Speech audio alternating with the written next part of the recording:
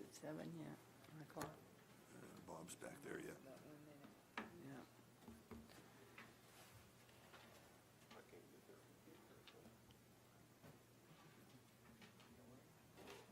Gary, you know that, the class you went to at Harvard, do you have to do you ever go back, I want to say reunion, but do they have? There's too many people.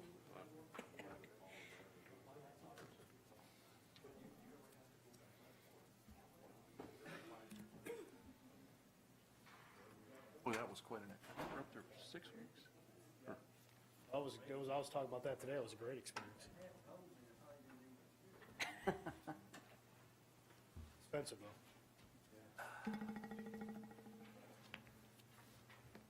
Ladies and gentlemen, it's now 7 p.m. Time to open up the Farragut Board of Mayor and Aldermen meeting for March the 26th, 2015. Would you please stand for a silent prayer followed by the Pledge of Allegiance?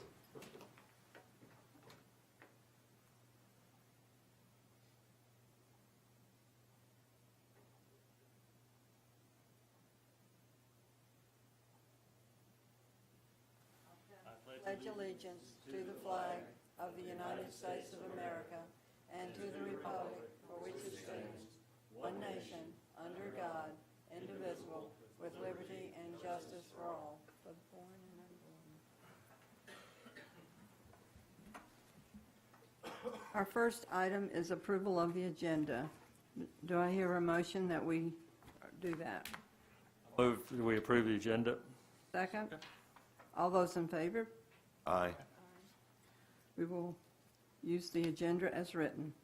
The mayor's report is next, and luckily the mayor is now sunshining somewhere in the Caribbean, we think, and we wish him well and hope he's having a great time. Next order of businesses is the Citizens Forum. Allison, did anyone sign up for the Citizens Forum? No, ma'am. Okay, thank you. Next is the approval of the minutes for March the 12th. I'll move for approval. I'll second. All those in favor of approval of the minutes for March the 12th? Aye. Aye. The first order of business tonight is ordinance, public hearing and second reading on Ordinance 15-02, an ordinance to amend the text of the Farragut zoning ordinance, Ordinance 86-16, as amended pursuant to authority granted by Section 13-4-201, the Tennessee Code annotated, by amending Chapter 3, Specific District Regulations, Section 12, General Commercial District, C-1, F, Mixed-Use Town Center, Subdivision 2, B, by providing for a drive-through under certain conditions.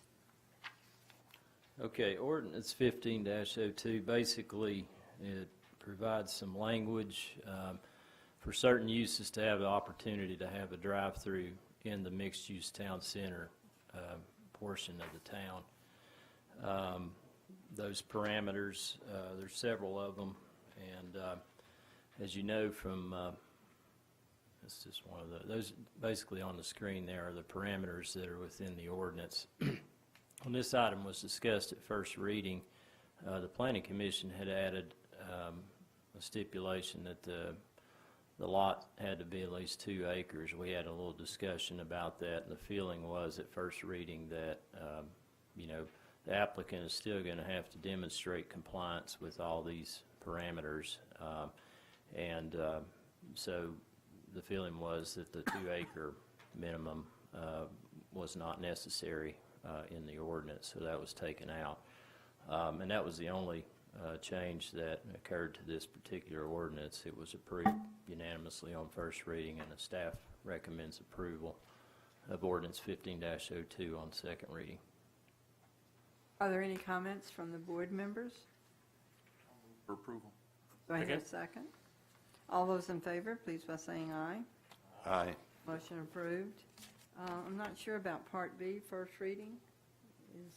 It's a typo, Vice Mayor, sorry about that. There's no first readings for anything tonight. Okay, thank you. Under business items, first is approval of bids and award of contract 2015-05, street resurfacing.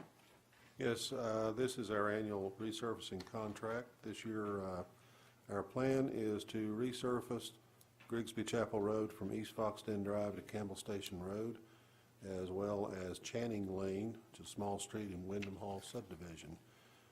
This year, we received 2 bids. Greenback Asphalt Company bid $387,477.40, and APAC Atlantic bid $507,265.10. In your packet, I've placed the tabulated bids, and staff recommends award of this contract to Greenback Asphalt Company for their low bid amount of $387,477.40. What's our history with Greenback? They have done our resurfacing 2 or 3 years, I believe, over the last 8 or 9 years, I think. So, and we've had a good history with them. We discussed the tacking issue we've had in the past.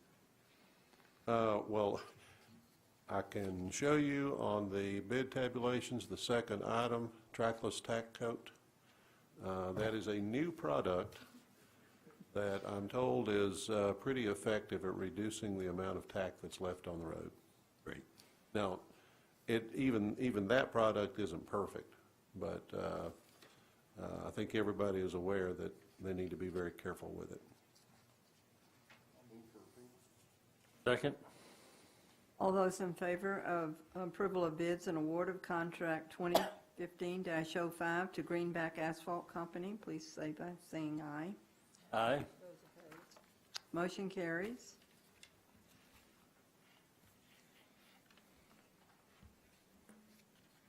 The second business item is approval of contract 2015-12, our auditing services.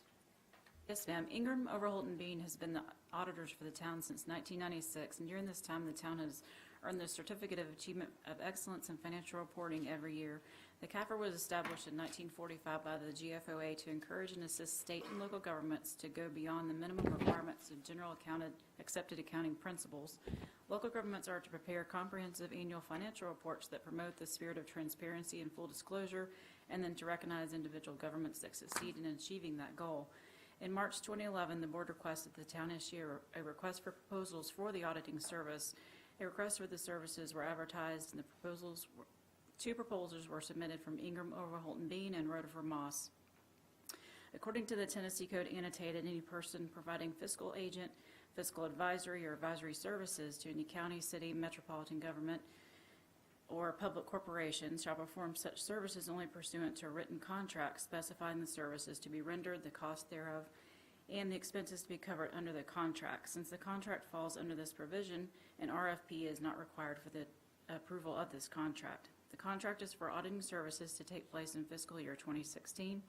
The contract will not affect the current budget because the work will not begin until after this fiscal year. In 2015, $13,200 was budgeted for all the audited related expenditures. Motion is to award contract 2015-12 auditing services professional service contract to Ingram, Overholt, and Bean in the amount not to exceed $13,600. Comments from the board? Do I hear a second? I'll second. All those in favor? Aye. Motion carries. The third business item is appeal of excess determination for the Hodges property, parcels 1.00-1.01 and 1.02, tax map 152-C, located at the southwest corner of Kingston Pike and Cheho Road, 1.37 acres. This item, Let me mention sorry. one thing before we start. This is not something we do very often. We do have a court reporter here to take down what is said, and I'm going to move over to the podium. This is Eddie Pratt, who is here on behalf of Mr. Hodges. He's with the Baker Donaldson firm, and this is an appeal of, I guess it's sort of styled denial of an access that was part of a site plan that was submitted to the Planning Commission. And I thought what I would suggest is And Eddie, this is sort of for you. I thought we would let Mark kind of explain the procedural history, the Planning Commission, where they were, not necessarily the merits of it, then let you present what you want to through yourself or Mr. Hodges, and then we may have some questions, and then I'll have some questions probably for Mark, if that's okay with you. And feel free. You do. This item was, basically there was a site plan that was approved with some subject tos by the Planning Commission at their December 18, 2014 meeting. And that site plan was for drainage modifications to these 3 lots. It was, a joint application of the 3 properties. There's an existing drainage way that kind of bisects the 3 properties. It mostly goes in kind of a 45-degree angle through those 3 properties. The site plan that was presented to the Planning Commission would basically dissolve that drainage way through the middle of the property. There's a drainage easement associated with that. You can see it here on this drawing. Basically, it would have moved the drainage easement to the south end of those 3 lots and then regrade the drainage way to fall within the drainage easement, so that drainage easement would be on the south end of those lots and parallel with their rear property lines, so that essentially the developable portions of those tracts would not be encompassed by a drainage way through the middle of them.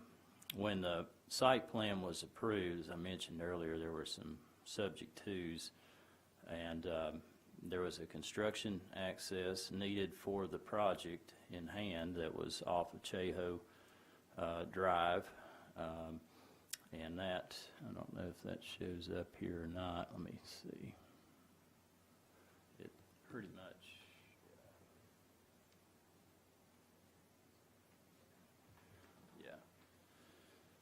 and that was the access that was needed to do the work encompassed by this site plan. There was a secondary access shown on Kingston Pike that was not related to the work that was encompassed by this site plan, and one of the subject tos was that secondary access wasn't needed and should be removed from the site plan because it was premature at this time. The only access that was needed as part of the site plan that was presented to the Planning Commission was the one that was necessary in order to do the work that was encompassed by that site plan, and that was the drainage modifications. And they did show that access, as I said earlier, off of Cheho Road there, that would line up basically with Chris Malone's access off of Cheho. So that was basically the history of what happened with the site plan, and I'd be happy to try to answer any questions you may have. We'll let you talk a little more in detail when it's our turn to go, but I think probably the court reporter ought to swear the people that are going to testify. And I think that Mark would be Mark on behalf of the town. I don't know who on behalf of Mr. Hodges. Would those that are going to testify please stand and raise your right hand? Do you solemnly swear the testimony you're about to give in this cause tonight will be the whole truth, so help you God? Mr. Pratt, you want to go ahead?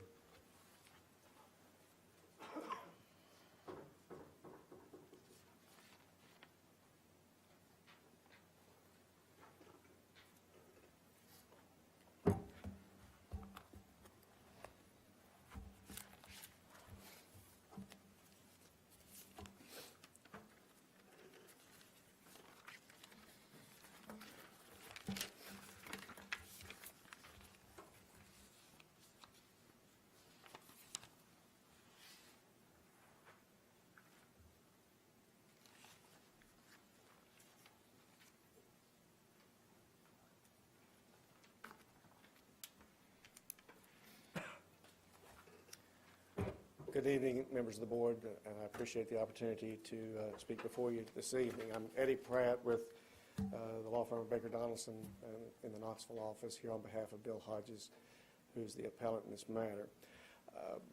To supplement what Mr. Shipley provided, the parcels that we're here discussing tonight are three separately owned parcels, lots 1, 2, and 3, and we've designated as parcel 100, 101, and 102. Bill Hodges owns the one that's on the corner of Cheho and Kingston Pike.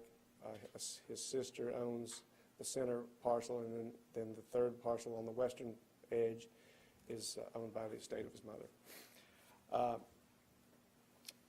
Briefly, as a part of the history of what's going on here, at one time a road access existed on the most western parcel, which is 102 here. And some 13, 15 years ago, the town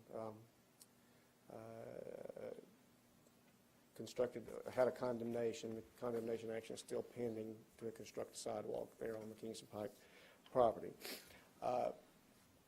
Based on the position taken by the town, we have three separate parcels, three separate owners, and two of the parcels are completely landlocked.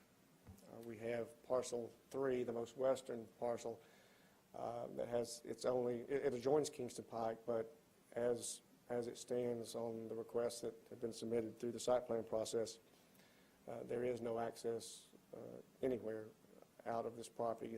It's completely landlocked. The center parcel is similar in that it's bordered on both sides by the two other property owners, and it also abuts on Kingston Pike, but with no granted access to that parcel as well. And then we have the corner property where a construction easement has been recognized, but as of the status of this appeal, there's no guaranteed access for the corner lot as well.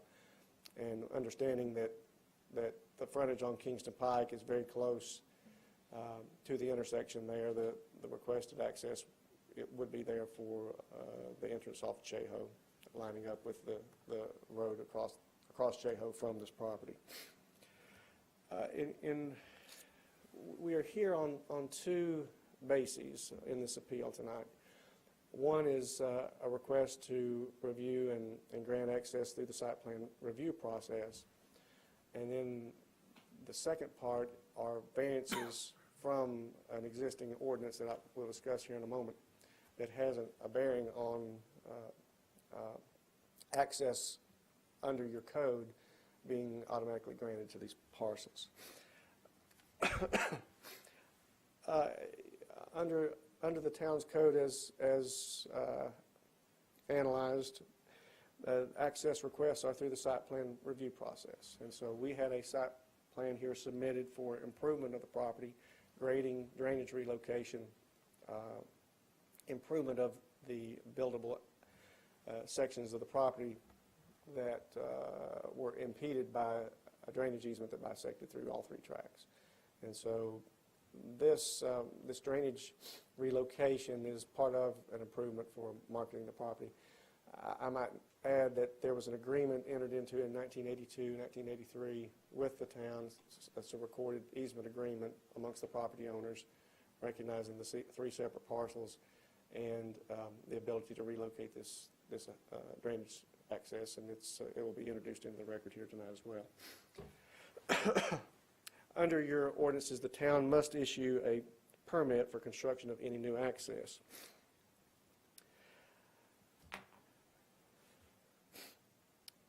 Section 16-4-404 is the code section that deals with permit required, and there are a couple of important provisions that I'd like to bring to the board's attention.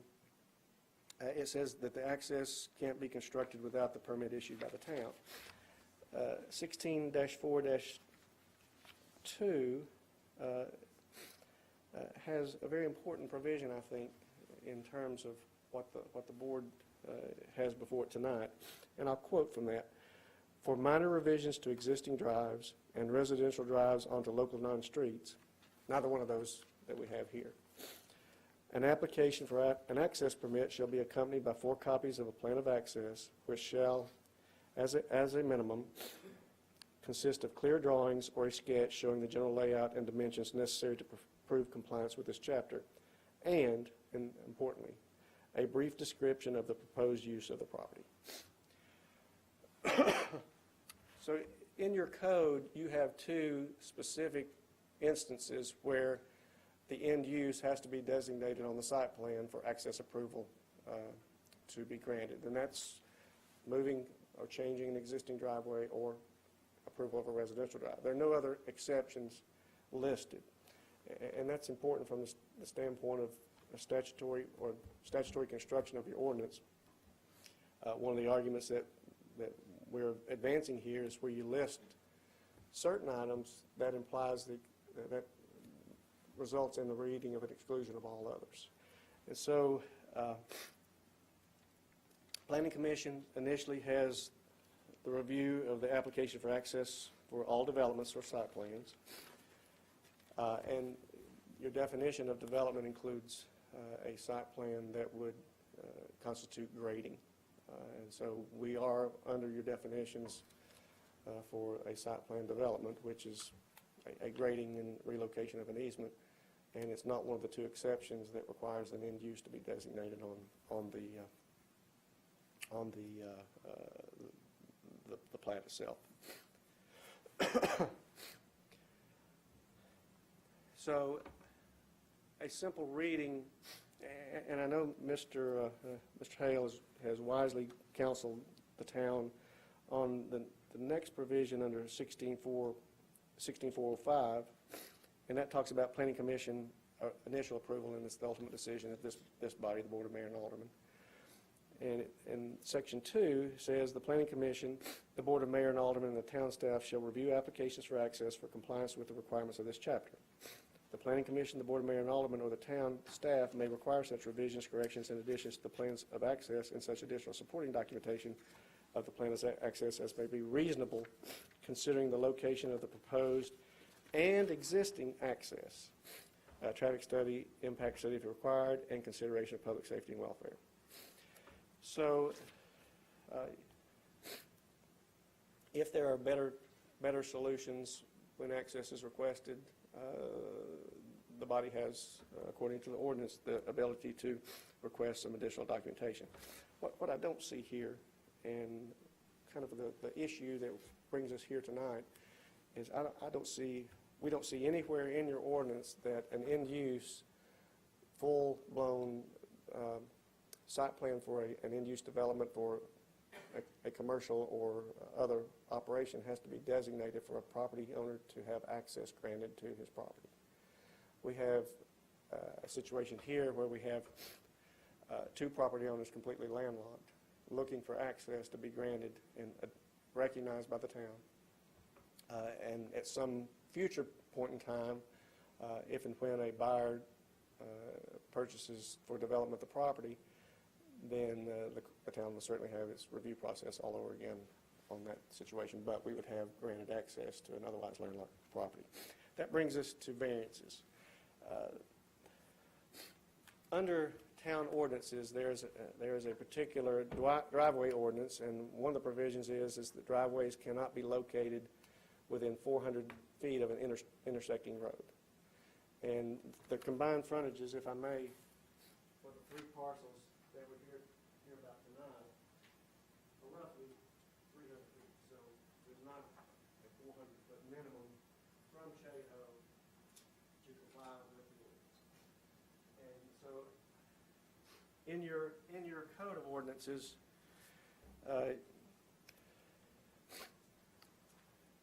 where there are hardships created by an application of an ordinance, this body is permitted to grant variances. And there's actually a policy set forth in your ordinance itself that says you're to apply the ordinances in a manner, quote, that is fair to the general public, landowners, and developers. And that's set forth in 401, excuse me. So We are here asking for a variance from the ordinance to at least, at a minimum, provide access to Lot 3 by itself, or a suggestion here that might satisfy the property owner would be to place the access in such a way that the center line of Lots 2 and 3 split a 25-foot wide easement, so that 2 and 3 would both have access on Kingston Pike. And then we've also, in our appeal, requested a variance for access off Cheho. And you have a particular provision in 16-409, and I'll, wait a minute, no, it's 16-407, I'm sorry. And this applies to parcel 1. The corner lot, and it says, in the event a parcel of land abuts and lies adjacent to 2 or more separate roads, streets, or highways, the Board of Mayor and Aldermen may limit or prohibit access to 1 or more such roads, provided that access is at least 1 such road shall always be permitted, if the safety and welfare of the public will be promoted. By doing so, in so limiting or prohibiting access, consideration shall be first given to limiting or prohibiting access to the more heavily traveled abutting or adjacent road, street, or highway.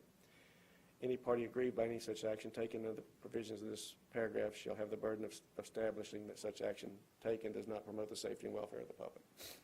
So Lot 1, the corner lot, your ordinance says access should be granted from at least one of the abutting streets, and preference will be given to the less traveled street. And so trying to comply with the spirit of your ordinance, that's why the variance here is requested for Lot 1 on Cheho in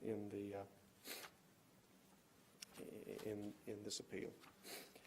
So we do have a hardship for 3 different parcels, different hardships based on the specifics of each parcel. Except for a variance being granted, they're otherwise landlocked. And if they're otherwise landlocked, the testimony here we're going to present is that there's been a denial of the beneficial use of the land, which is one of the bases under your own ordinances for justification of granting a variance. So with that, I have a couple of witnesses to call. That would be appropriate time. If there are any questions of me at this point? I'm just trying to lay out.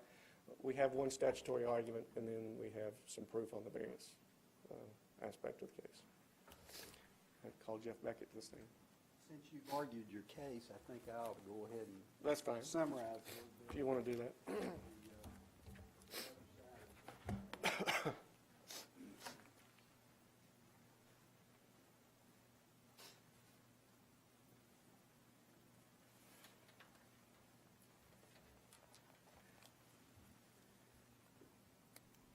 We would point out that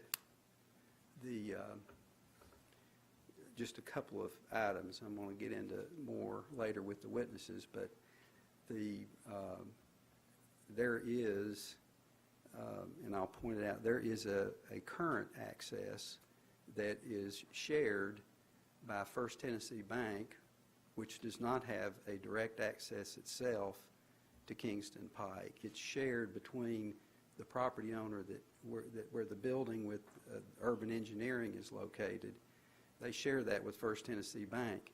It would be, and I'm going to point it out, within a very few feet of where this requested access would be. So there's actually 2 variances that would be necessary, and that would be the variance from Cheho because it doesn't comply, and the variance from the access that currently is there that is shared by First Tennessee Bank and the urban engineering building. And then the other point I would make at this point before we go further is that there is no current activity going on this property, and there has not been as long as I've lived out here. And I think the town of Farragut actually came into existence in 1980, and I think these 3 lots were created in 1980 by swapping of deeds among family members. And since that time, other than the agreement that occurred between the town and the owners to put the drainage easement there and constructing that, I don't know that there's a thing that has happened on that property that requires access to be necessary. There is nothing proposed now except for the construction of what I would call a joint request on behalf of all three property owners, jointly made, requesting the right to modify the drainage easement. And the town's position has been that the access that is provided on Cheho is sufficient to do the work proposed in the site plan.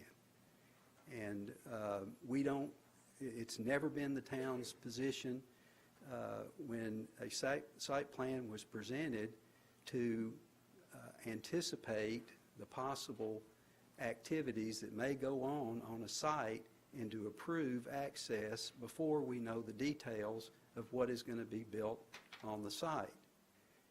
We are not required to leave common sense at the door. Our ordinances are to be read in light of the needs of the public, and our ordinances are sufficiently broad to cover the situation that is proposed. We're not obligated to approve an access on Kingston Pike for a non-existent use on the property. If there's a use proposed, we have to provide an access. If there is a future proposed use for these three parcels, then we're obligated at that point to approve whatever kind of access is necessary. So generally, you all know better than I do how hard we have worked to try to keep from having conflicting traffic on Kingston Pike with entrances and exits that are not well planned, because we think it's not safe for the traveling public on Kingston Pike to have competing vehicles entering and exiting the different parcels along Kingston Pike. That's generally the logic that I think has been employed by the Planning Commission in considering this. And with that, I'll let you present your witnesses. I'm going to, if that's all right. Okay. And as Mr. Hale aptly pointed out, this has been an issue for 30 years of an access issue. So with that, we call Jeff Beckett to the stand.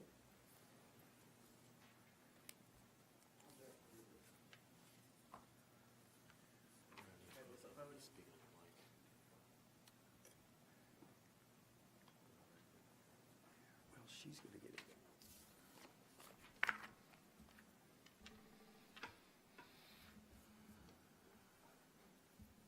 Probably ought to stand over there with him so you can speak into the microphone. Sure, be okay. Hang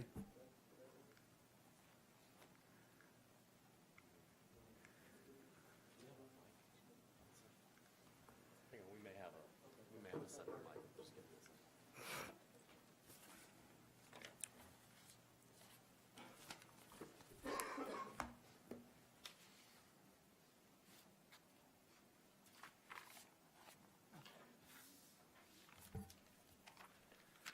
Where do you want me to stand?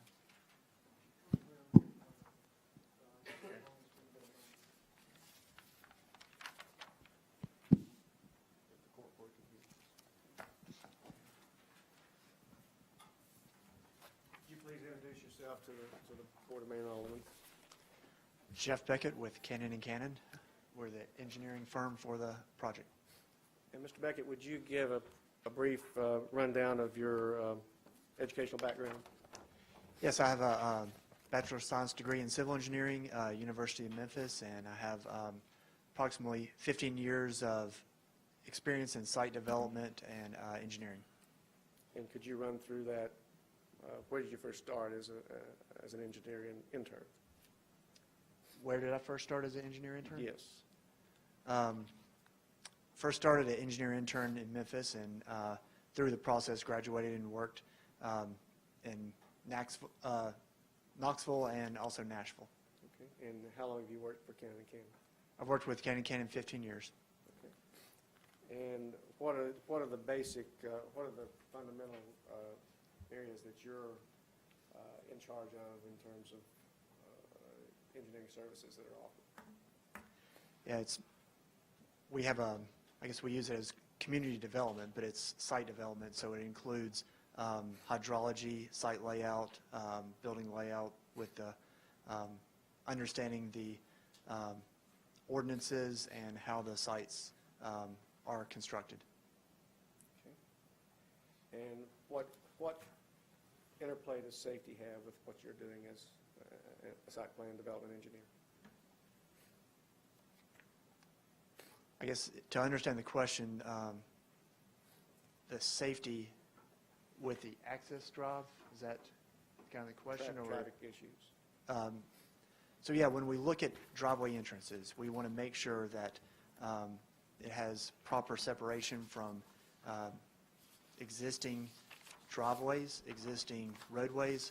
Also, we look at turn lanes, and Kingston Pike has multiple lanes in a center turn lane, so we want to make sure we're far enough away from signals or any kind of other possible conflicts for left turn, right turn movements, and where it enters and exits the property.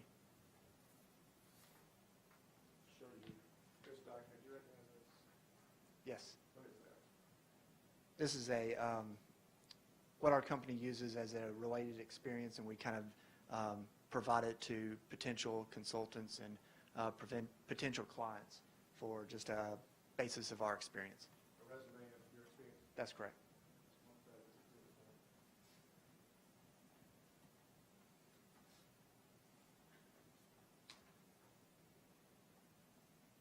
I have copies for you anyway, since you're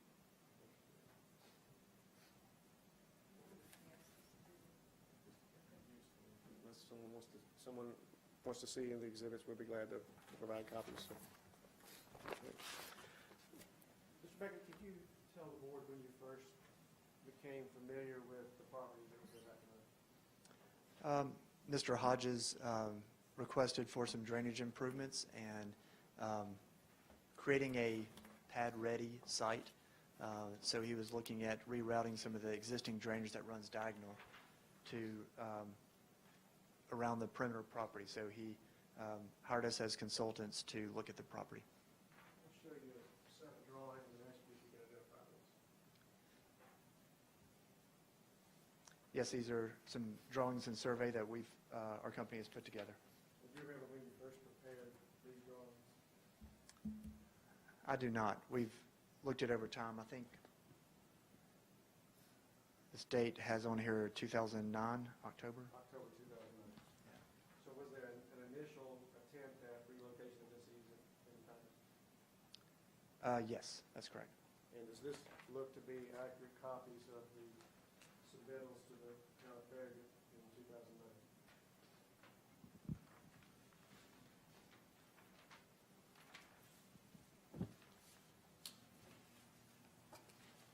Yes, that's correct. Let's mark it as collective exhibit 2.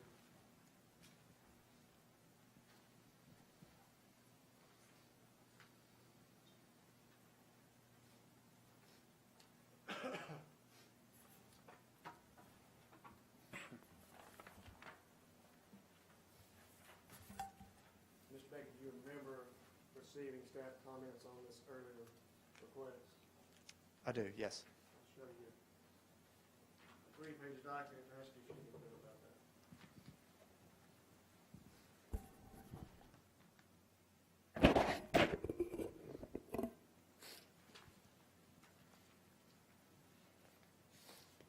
So your question is if I can identify this? Yes.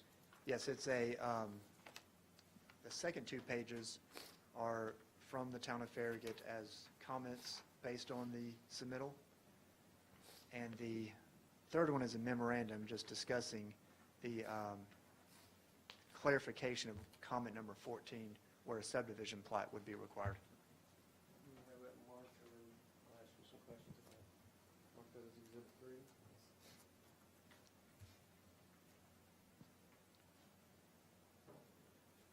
Now, Mr. Beckett, was access an issue back in 2009 on this initial submittal?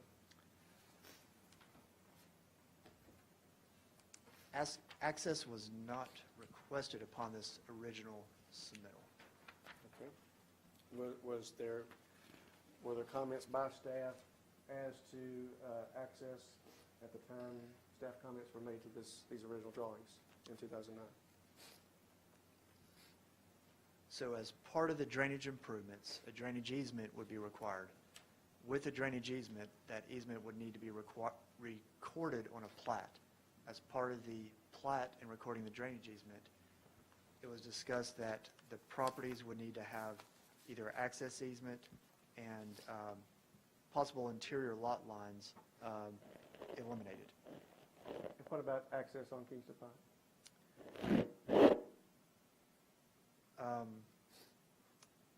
That because of the 400-foot site or the 400-foot separation, that access on Kingston Pike would not be allowed. Can you tell us whether or not this was the first indication that Mr. Hodges had received about denial of access on Kingston Pike? I don't know that. I don't know if this is the first or not. What about yourself? This is the first I'm aware of. Okay. And you documented this then in a memo to Mr. Hodges, the comments that Ms. Hawk had given you as far as no access on Kingston Pike? That's correct.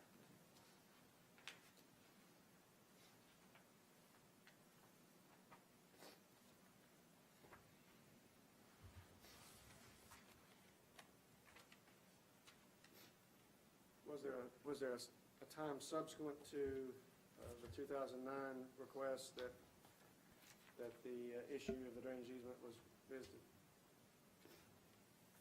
I'm sorry, say that again? Did you try again? Yes, there was a separate time recently that we submitted the drainage improvements plan. I'll show you some drawings that are here on the easel. Do you recognize those drawings?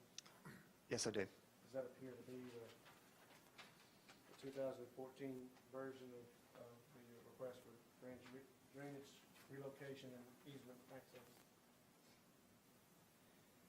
Yes, that's correct. I'm going to show you a reduced copy of this.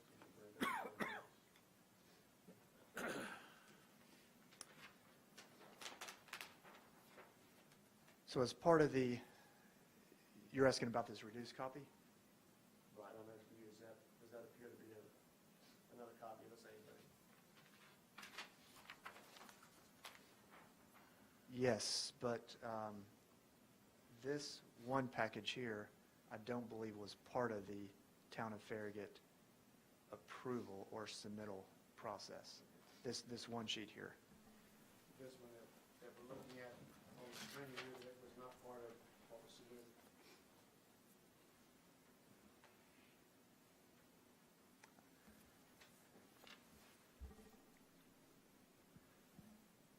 I honestly don't remember if that was part of the submittal or not.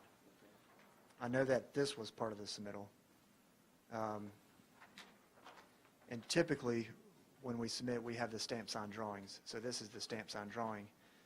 This one was a preliminary review plan. Okay.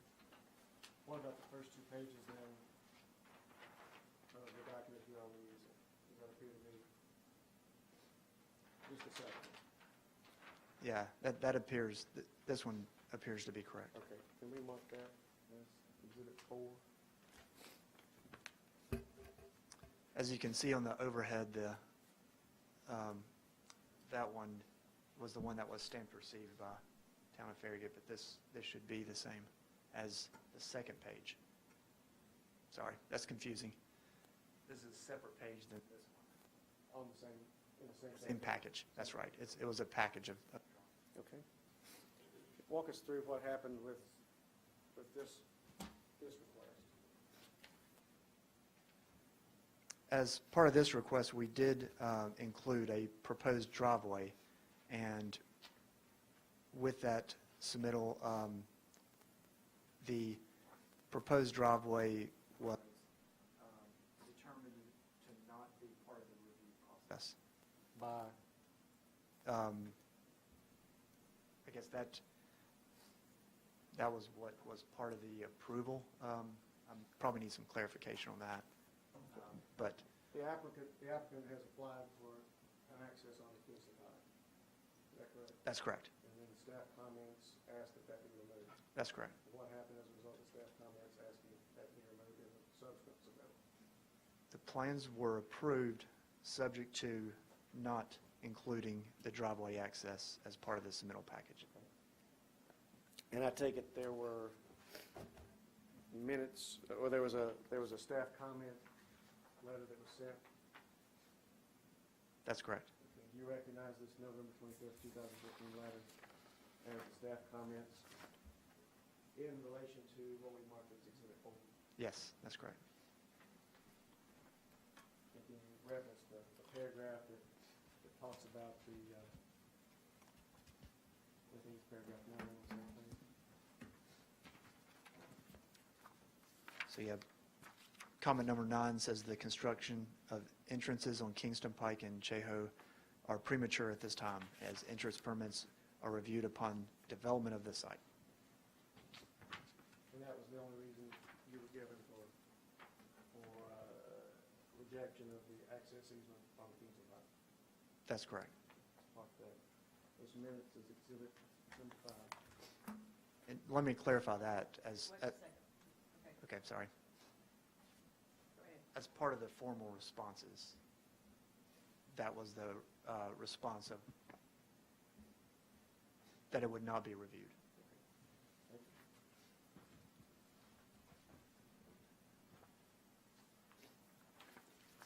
And then there was a subsequent email, I take it, on the same topic.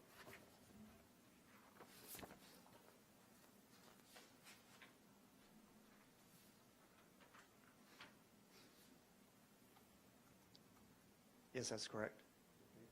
Does this appear to be a true and correct copy of the email you received from town staff on the issue of the access easement?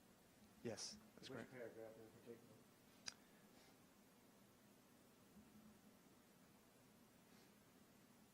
Looks like comment number 3. And then, is it true that the reasoning again was the premature nature of requesting access because the lack of an end-use development plan? Yes, that's correct. Mark that as the next numbered exhibit. Exhibit 6.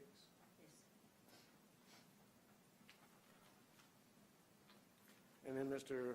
Beckett, I believe you were in attendance at the December 18 Planning Commission meeting. Yes, that's And correct. Just for historical, from this just historical basis, tell us what happened. I think I previously mentioned that as part of the plans approval process, the plans were approved for the drainage improvements, subject to the driveway not being included as that approval process. I will show you one other document if you can identify this.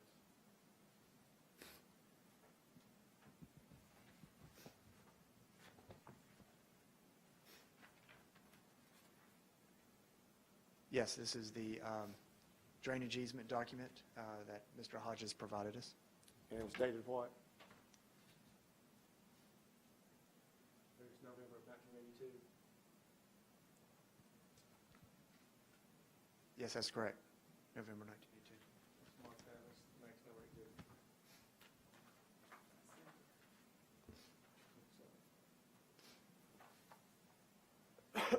Is that the last action that you're aware of that's been taken with respect to the access requested on the Kingston Pike? Yes, that I'm aware of, yes. And Mr. Beckett, I want to switch gears here just a moment. And for the purposes of this next testimony, this top sketch here, is that an accurate sketch of the property as it exists today? Yes, that's correct. Mark that as Exhibit 8.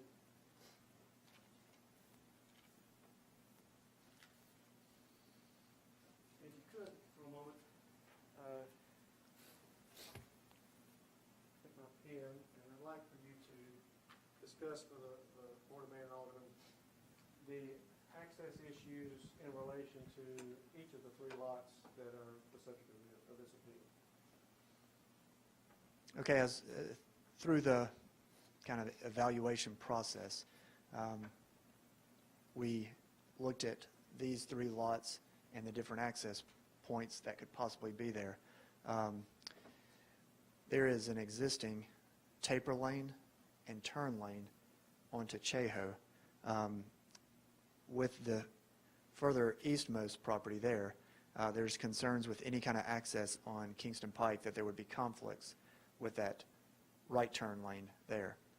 With this taper lane, very similar, as cars might be working themselves over, you would not want an access on the eastern portion of that property. At the same time, we looked at this private drive, and you would not want a driveway, proposed driveway access too close to the existing private drive.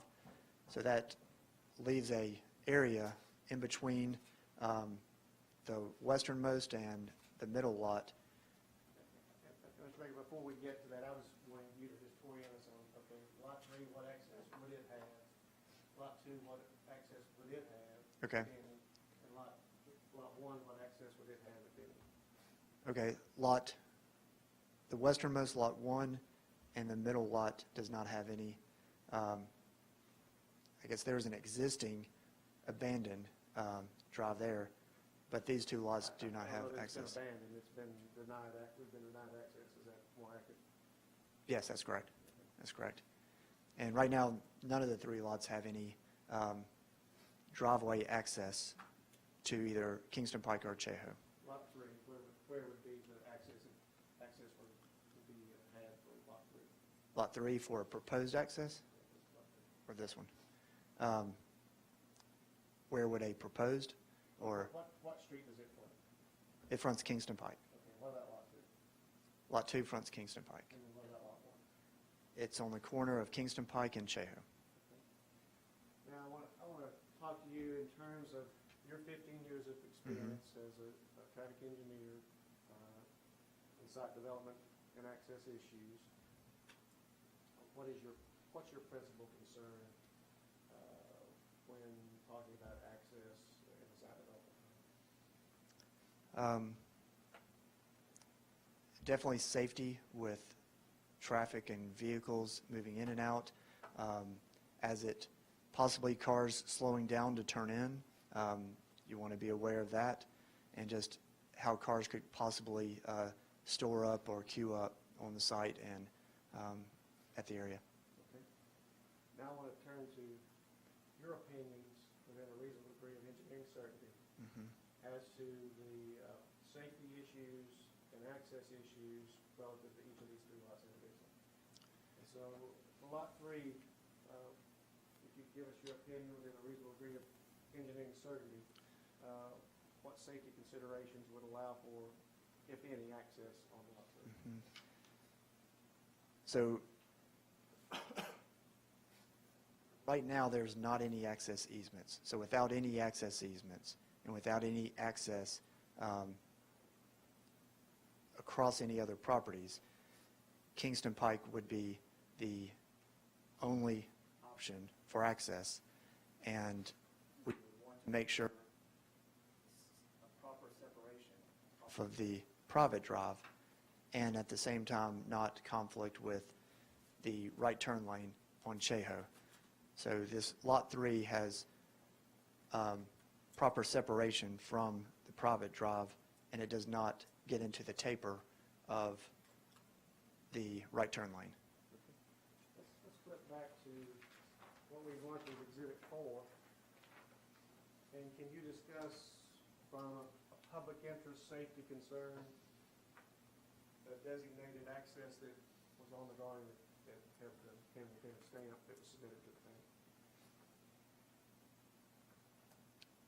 So your question is, what is the public safety concern? No, from a public safety concern, does this satisfy, are there any public safety issues related to location of the access easement as designated on lot 3 on the drawing that was submitted? Not that I'm aware of, no.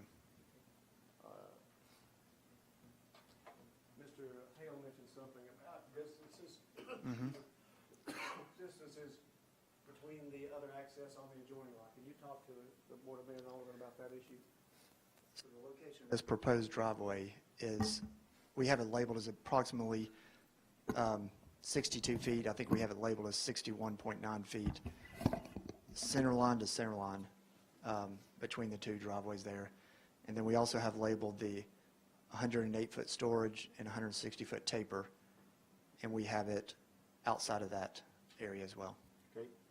And can you relate your opinion within a reasonable degree of engineering certainty as to whether or not that's a safe designated access protecting the public interest? Yeah, it's my opinion that that would be a safe access point. Okay. Now let's talk about Lot 2, and if you could provide the Board of Mayor and Alderman your opinion as to safety issues with any access that could be granted to Lot 2 and still comply with the safety concerns of a traffic engineer in your profession. So most of the frontage of Lot 2 is in the taper area where the right turn lane is being introduced. You would not want to have a driveway proposed in that general area where there could be conflicts. There is a area that if we placed a driveway on the center of this property line, that at that point could have a possible, it would be a safer option, pushing it as far west as possible. And within a reasonable degree of engineering certainty, would that serve the public interest and be a safe option for access to the two lots? Yes, I believe so. And so the record's entirely clear. How much of a 25-foot easement would be on both Lot 3 and Lot 2? Really, it would be split in the middle and half on each side. 12 and a half feet on each? Is that a yes? Yes, that's correct, yes. Now Lot 1, talk to us about first safety issues related to access on Kingston Pike. So Lot 1, as we discussed previously, has frontage on Kingston Pike and Cheho. The right turn lane fronts most of Lot 3, or this lot here, and I would not recommend any driveway access points that could possibly conflict with that right turn lane. So therefore, we would recommend a driveway on Cheho at that point. And in terms of distances from the intersecting street, do you have an opinion within a reasonable degree of engineering certainty as to the propriety of where that access should be located? Really, the focus was more on lining it up with the existing driveway across from Cheho. You wouldn't want too much of an offset that could possibly have conflicts. And with that, it has a proper separation off of Kingston Pike. Mr. Beckett, can you tell me, from a public safety, public interest standpoint, are there any engineering traffic concerns in granting access to an undeveloped vacant tract?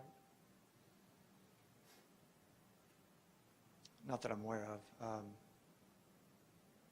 An undeveloped vacant, Vacant tract? an undeveloped vacant property would not have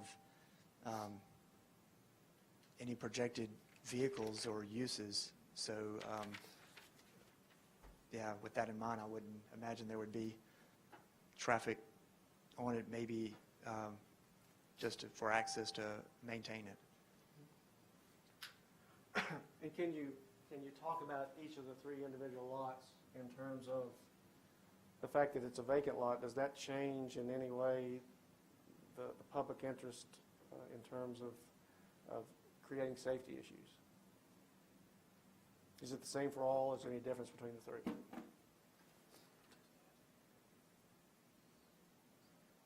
I mean, even if it's vacant, you would still not want any access points across the turn lanes of Kingston Pike, and as I mentioned previously.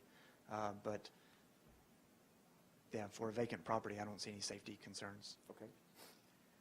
Now, for purposes of your testimony as an engineer on safety and traffic issues, I want you to assume that access is granted for, say, Lot 3 is a vacant tract.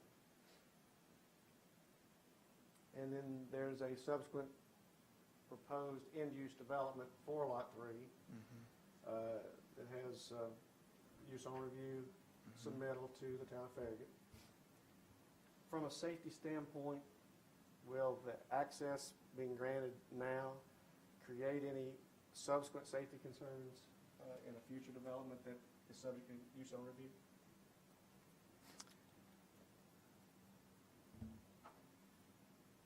I don't think I can answer that question without an understanding of what type of vehicles and what quantity of vehicles would be entering and exiting the site, what size of vehicles. Okay. Fair enough. Are you aware of any undeveloped properties in Farragut that have access at current? I'm not aware of that. You don't know one way or the other? Okay. And I believe since this property will front on, these three properties front on Kingston Pike, Tennessee Department of Transportation has some say-so. That's correct. That's correct. In your delving into this issue, have you had any opportunity to investigate TDOT's position with respect to, say, the requested access easement on track number 3? Yes, we did not, this was preliminary discussions. We did not accept or achieve an approval through TDOT. It was more just preliminary discussions of what opportunities that TDOT might accept as a driveway access. And through that coordination, we talked about some of the previous things that we discussed, and this driveway location would be something that TDOT might find acceptable. And Mr. Beckett, have your opinions that you've been given here tonight, have they been within a reasonable degree of engineering certainty? Yes. Mr. Hale, your witness.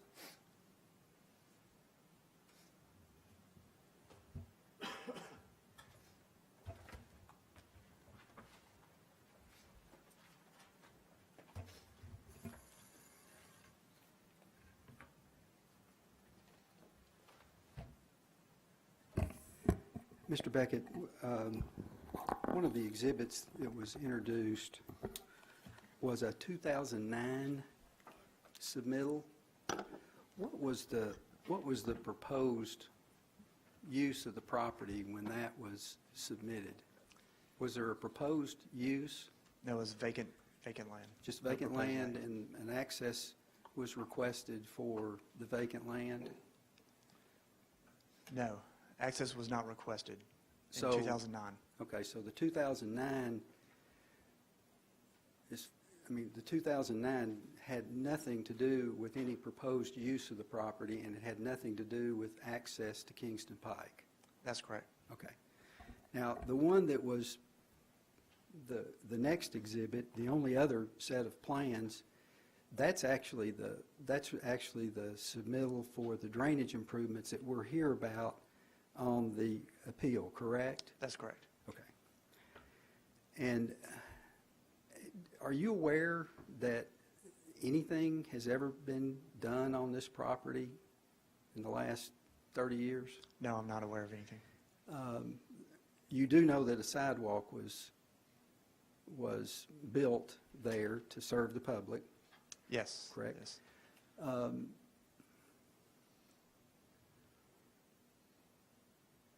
I'd like to focus just a minute on one of your opinions.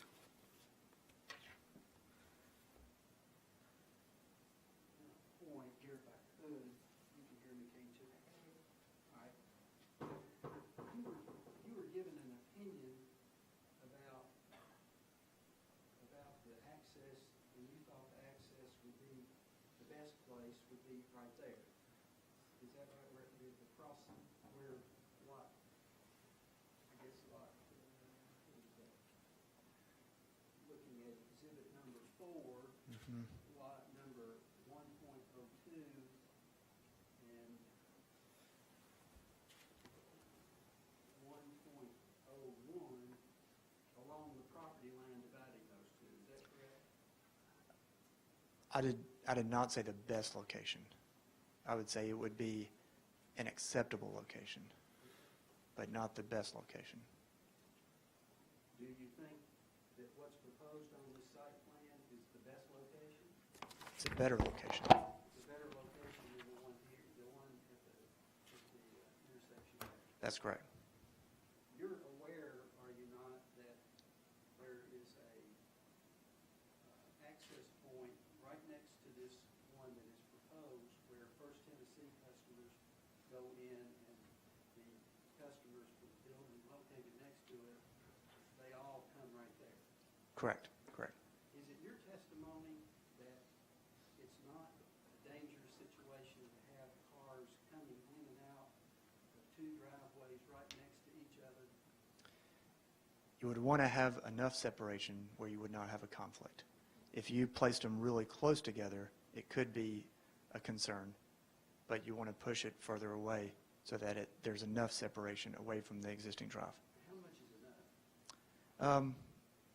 There's different rules, but 50 feet could be a good rule of thumb. Do you know how far it is between those two?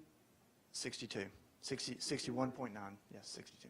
So your testimony is that this access that has been proposed, which is 62 feet from the other access, is a safer access than the one at the dividing line between these two lots, the westernmost lots. I would have more of a concern of right turn this movement here than two conflicts between these two driveways. And why would that be? Just so I understand the reason. Where these two are stopped and at a stopping condition, where these are focused more on turning right. If you're stopped here, you're stopping and you're looking to turn out. Where here, you're not focusing on driveways, you're focusing on turning right on Cheho. If a car's sitting in the proposed access, Mhm. a car's sitting over in the First Tennessee access right next to it, and they're both wanting to get out, who referees that confrontation? There's not, I mean, it's individual drivers and what they observe. So if one decides to go right, the one on the west decides to go right, and the one on the east decides to go left, I guess they could just crash into one another right there, couldn't they? If they decided to run into each other, yeah, they would crash. Well, what would regulate their conduct? The driver's judgment, individual driver's judgment. You are aware, are you not, that the staff of the town of Farragut does not make decisions about these access issues? They make recommendations to the planning commission. Correct. And you were at the meeting when the planning commission took this up, were you not? Yes, it was. And you pointed out on a number of occasions that the planning commission said it's premature. Correct. And you made a big point of that. Was there discussion at the meeting as to how it's premature and why that's relevant? Really, without, as I understand, without a use, without a designated use, there's all sorts of options that could happen with that driveway access. And without understanding what those options are coming in and out, it would be premature for a driveway to be I guess, part of the review process. That's what was discussed. And they talked about, Mhm. and the reason for that is safety issues, right? That's correct. So would you agree with me that it makes more sense from the standpoint of the safety of the public to know what is going to go on this property in the way of the development before you make a decision about access? You have more information. The more information you have, the better off you are in making a good judgment for what's the right access. That's just logical, isn't it? I would agree. And so, do you really have any quarrel from a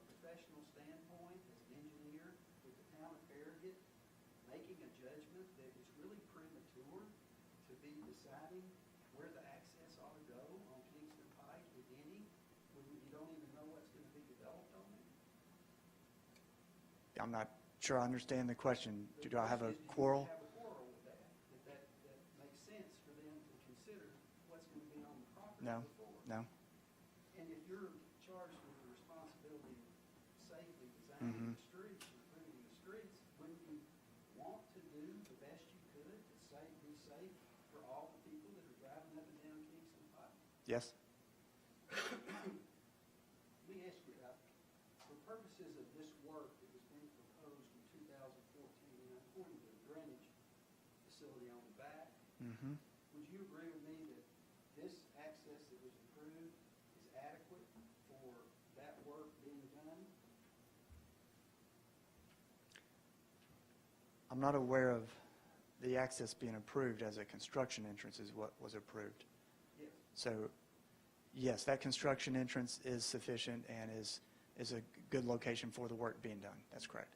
And so, for purposes of what was being proposed on this site plan, which was the modification of the drainage along the back, Mm-hmm. the access that was approved was completely adequate for that purpose.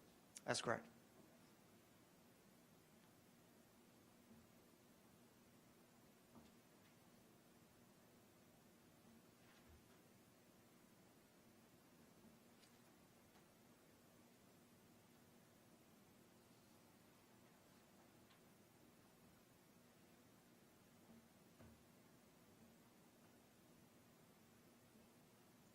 Just out of curiosity, you do work in Knox County, Yes.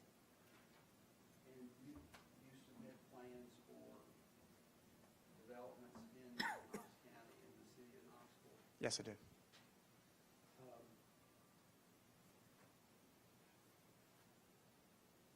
When the city of Knoxville, let's say, for instance, is requested to approve access, do they desire to know what's going to be developed on the property that the access is being requested for? Yes. And that's just good planning, isn't it? Yes. Does the county request the same thing? Yes. Yes.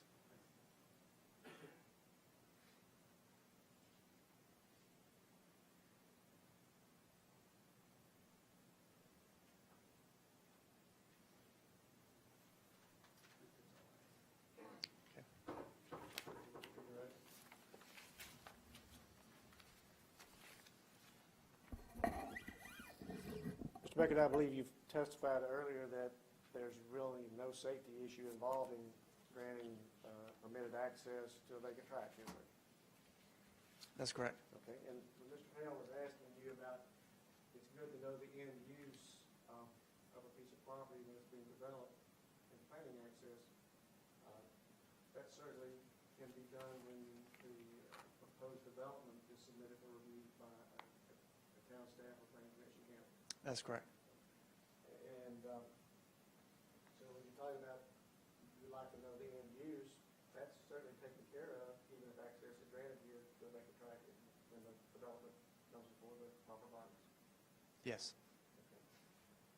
When we were talking about 2009, and there wasn't a request for access being granted, access was discussed, though, by the recommendations from town staff, wasn't it?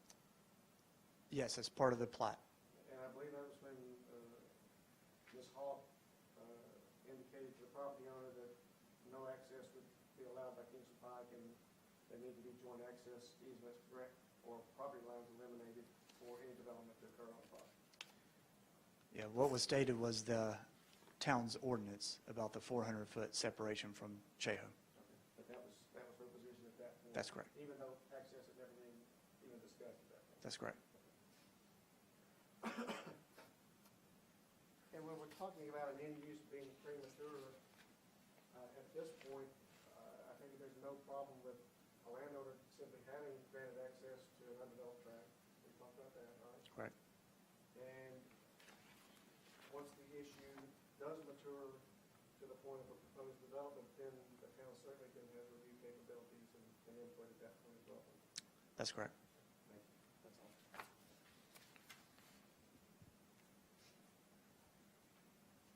You would agree with me that this access that was proposed, that was conditionally Mhm. asked to be removed, it violates the town's ordinance in two ways, is it not? Correct. It's not far enough from this access, it's not far enough from this access. Correct. Are you aware of any reason access is needed to the vacant land? The only access I could think of is for maintenance, for mowing or bush hogging. And are you aware that that property has been mowed for the last 35 years? And they've been able to get the mowing equipment on there somehow? Yes. So it's apparent that they've got the ability to get to the property Correct. to do the maintenance. Yes. Now, can you envision a situation where if the town were to endorse a certain access, that later on, when plans were submitted for a development, that really wasn't good access for, the property owner could take a position, well, you've already granted me this access. Object to speculation. But we don't have a judge. I could object to a lot of them. It's not, okay, did you understand my question? I do. Go ahead. So I answer it? You can answer. Yeah. Yes, there is a possibility that there could be a use that this driveway location might not be safe. Wouldn't the best possible situation be that these landowners on these three properties, the landowner that owned the building next to it, the urban engineering building, and First Tennessee Bank, all used a single access point? Wouldn't that be the best way? Yes, if they had access to it. Right now, they don't have access to it, access easement. But an access easement and a combined driveway would be the best route.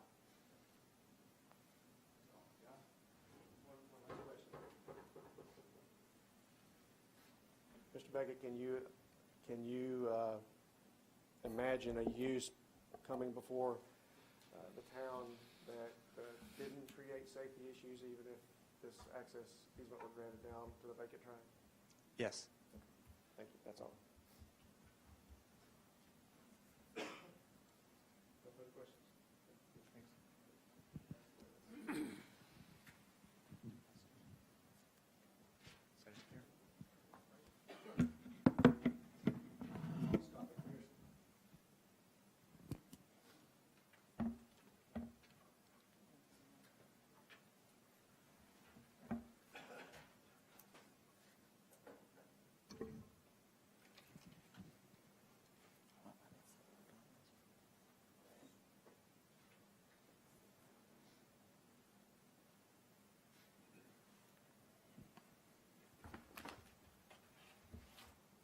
Would you please identify yourself to the Board of Mayor and Alderman, please? Hello, my name is Scott McPherson. I'm a real estate appraiser here, licensed in the state of Tennessee. I'm a certified general.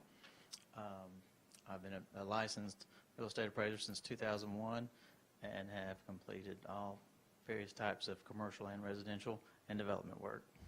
Since we're objecting for the record, I'm going to object to this witness for the record. We're here about an access, and whether or not the town has the power to do what they did, whether or not it affects the value is irrelevant.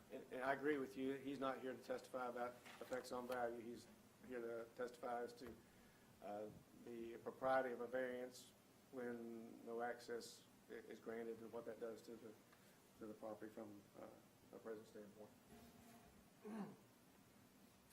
And Mr. McPherson, how long did you say you've been involved as a real estate appraiser here? I've been a licensed commercial real estate appraiser since 2001. Since 2001. I've been involved in the industry since 1998. And I take it you've been qualified before to testify as an I expert? have, yes. How many times? 5. Okay. In Tennessee courts? And Georgia. All right, very good. Now, are you familiar with the 3 properties we're here about today? I am, yes. Okay, can you come around and kind of give us an understanding from a present standpoint about the access access issues relative to the three parcels we're going to talk about today? Well, similar to what similar to what the engineer said. Currently, there's zero access to each parcel. Frontages for lots 2 and 3 are where? I'm sorry? The frontages for lots 2 and 3 are where? Kingston Pike. Okay. And have you prepared a report as to your opinions regarding the denial of access and the impact that would have on the properties? Yes. Okay. And I'll show you this and ask you if you're going to verify this. Yes. Is that good with your report? Yes. Let's mark that as the next double exhibit.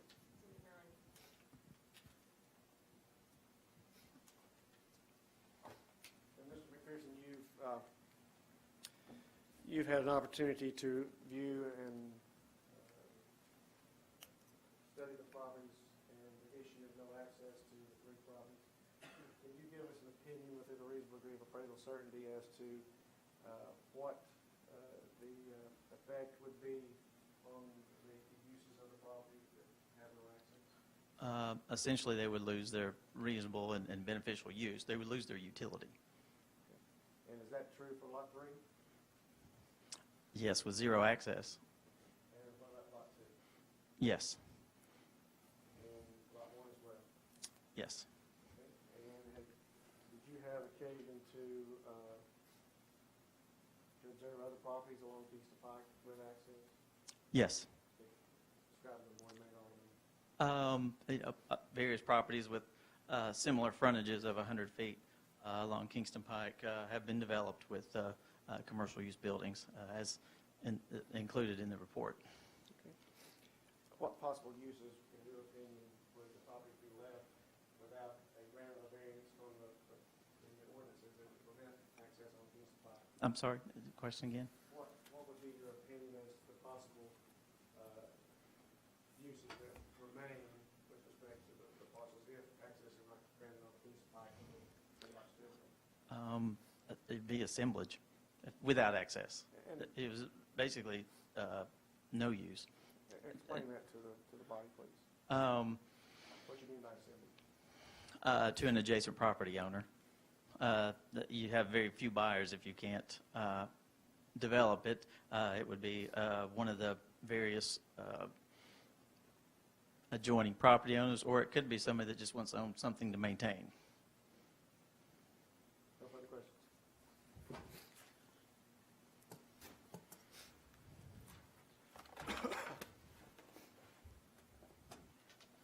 Mr. McPherson, Yes, sir.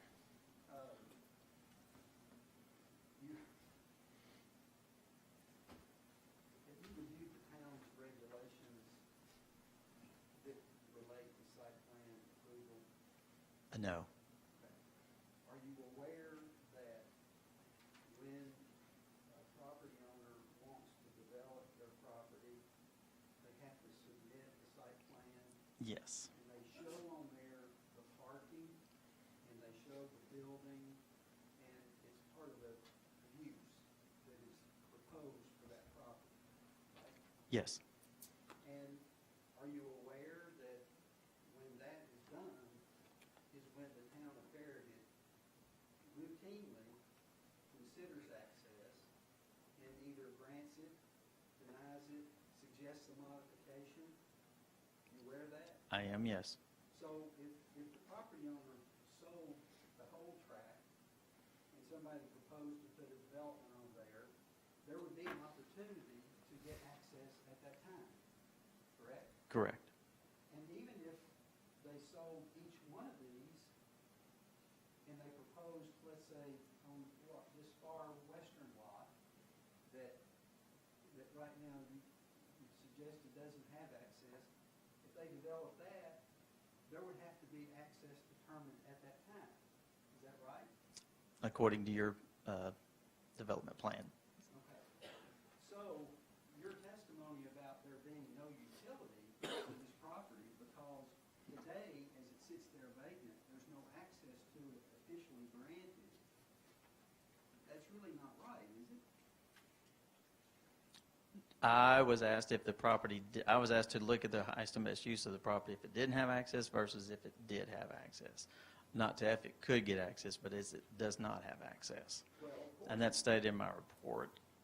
Well, obviously, if we completely deny access and nobody can get to the property, it wouldn't have any utilities, right? Correct. And everybody here would agree with that, I think. Don't you, that's. Well, you'd have to ask everybody. Okay, well, but if access is eventually granted for whatever the proposed use is, then of course it would have access, right? Correct. And isn't that normally the way governmental entities approve access, is once there's a proposed use of the property, so that you can see what the proposed use is, and what the parking is, and how the traffic patterns would go? Isn't that normally when they approve access? I couldn't answer that Okay. as to the normalness of that.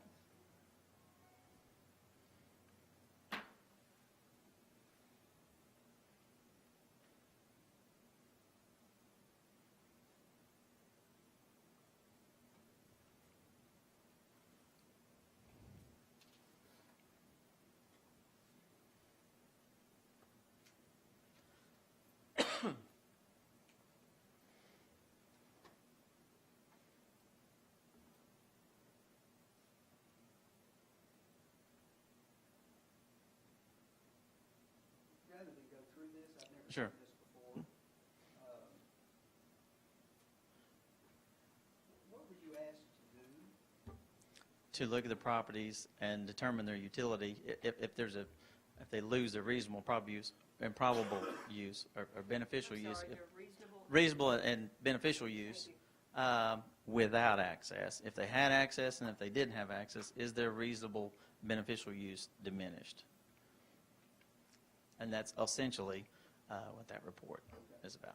So you were asked to give an opinion about if one of these parcels had no access ever, whether it would affect its value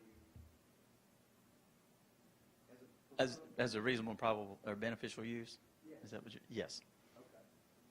Were you asked to assume that at some point in time, access would need to be granted for a use of the property? No. Okay. Are you aware that any activities going on this property over the last 30 years? No. Are you aware if there's been any inability to get to the property to do maintenance over that last 35 years? Not to my knowledge. If there's nothing going on the property,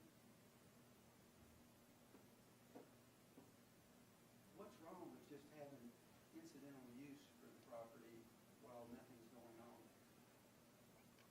Or incidental access to the property? Nothing.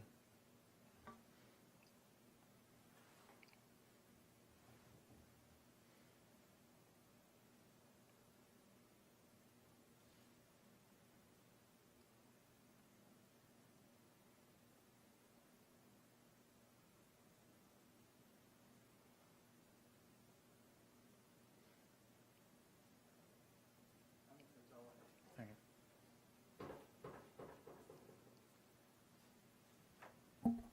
Mr. McPherson, are you aware of any problem with an undeveloped tract having granted access onto a highway? Not to my knowledge. And are you aware of governmental entities that have granted access to undeveloped tracts without an end use ultimately placed on the property? Going back with various TDOT projects where they give curb cuts to vacant land.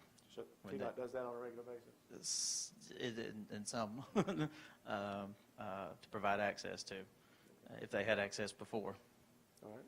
So that is a common practice for TDOT in situations where properties are otherwise be landlocked? You'd have to ask a TDOT. In your experience, have you seen that? I have, yes.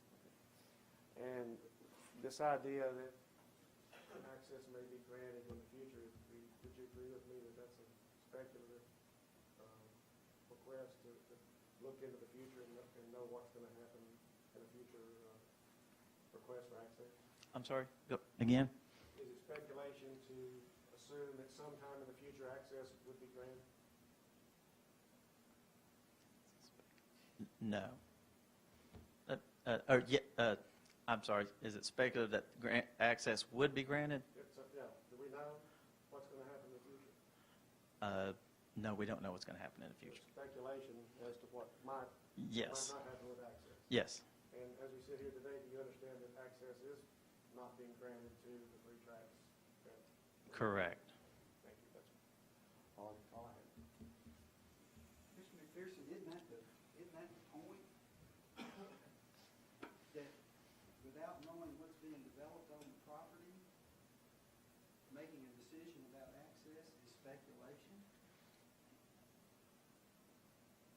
I think it provides the owner the ability to access his property, personally. Okay.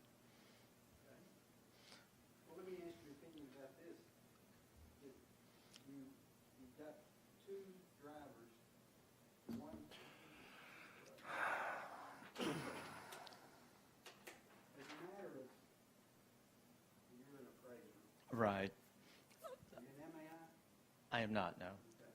Well, as a person with common sense, if you have people trying to exit from the property right next door, and 62 feet over here, there's another access, if people in that exit want to go out, people here want to go out, there's no mechanism to govern how they are going to interact with one another. Does that not, as a common sense matter, seem to be a dangerous situation? I think it could be yes or no.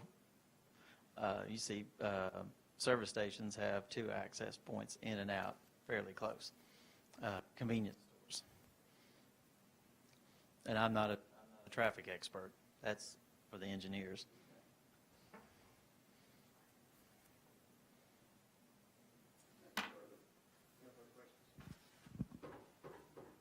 Call Roger Moore.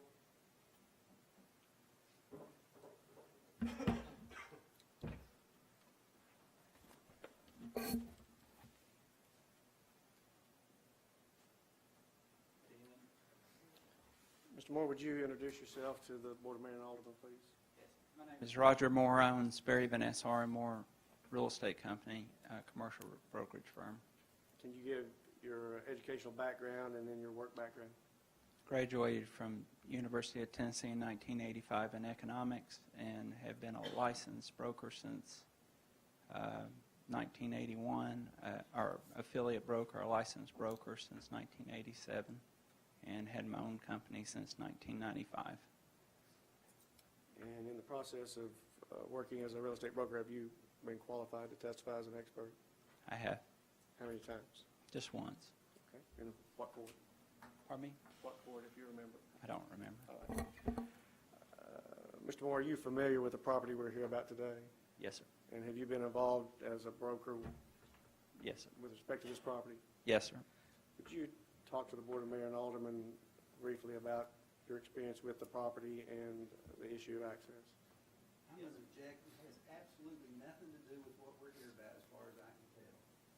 And you go ahead and put all this brief in you want to. Go Answer? ahead. Okay. We've been handling this property for around 10 years. I'm not 100% sure. During the 10 years, we've had one offer on the property.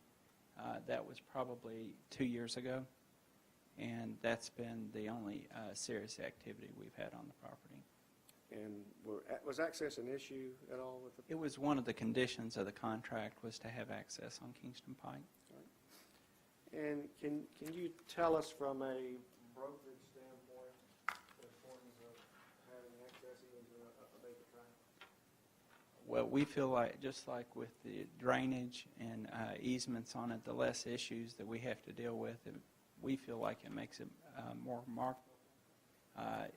If we know we have access, then it just takes one of the potential issues off the table that we may have. What happens to a tract where access has been denied for, say, tract 3? It would limit its marketability. What about the beneficial use of the property? it would make it very unmarketable. Would it impact the beneficial use of land? I feel like it would. And that has been an issue even with this property. Yes, sir. And is that an opinion within a reasonable degree of brokerage certainty? Well, access is critical in my business, so I do feel like it would hurt the marketability of the property. Are you aware of any problems with having access granted to an undeveloped property? Just this one. If it's a problem? Just this one. Yes, sir. And I think that's all I have.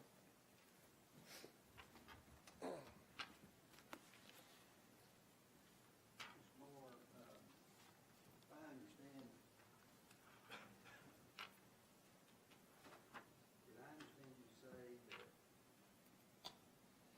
this is the only parcel you've ever been involved with where access was an issue? This is the only one I'm currently involved with that access is an issue. You would agree with me that usually access is not granted until the governing body knows what's going to be built on the property. Yes, sir. And there's a good reason for that, isn't there? Yes, sir. It's a lot better if you know what all's going to be there Right. before you start granting access. Yep, I agree. Um,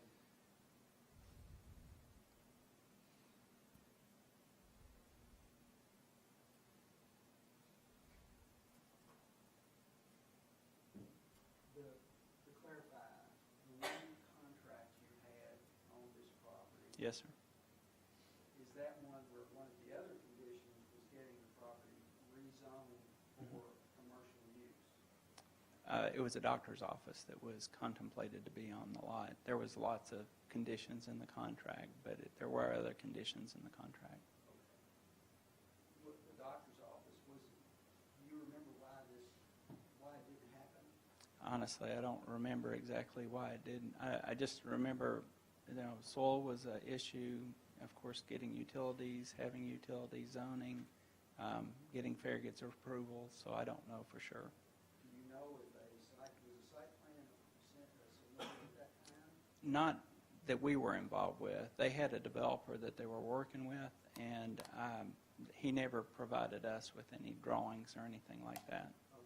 So you're not here to testify that somehow or another access was denied as a part of that? Right. I don't know whether it was submitted or talked to the town of Farragut. I have no way of knowing.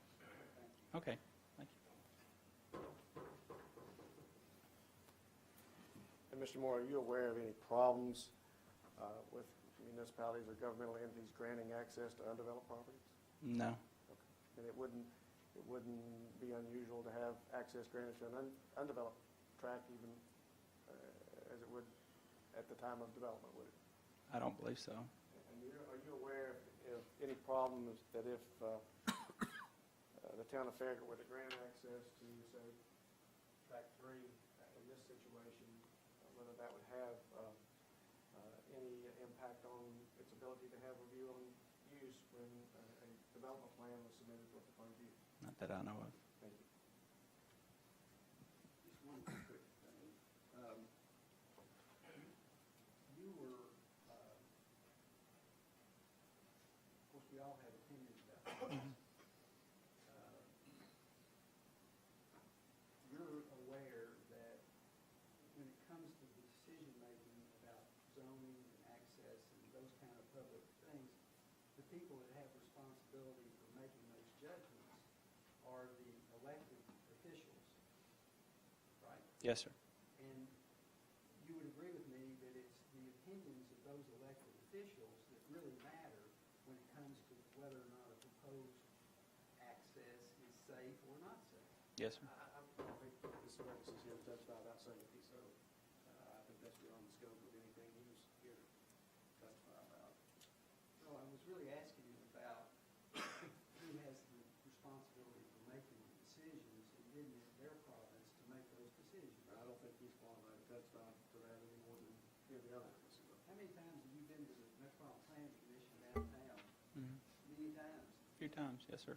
And as a real estate person and a developer and a salesperson, you're very interested in what happens in those public meetings. when Yes, you sir. have a deal that's online.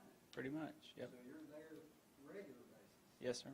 And they frequently turn down decisions because of all kinds of reasons. Right. don't they? Yes, sir. And it's within, you understand, it's within their province to do that. Right. And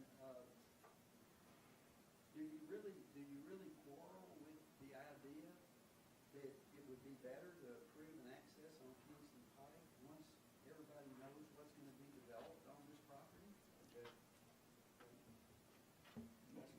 My opinion is that I'm looking at it from the marketability standpoint.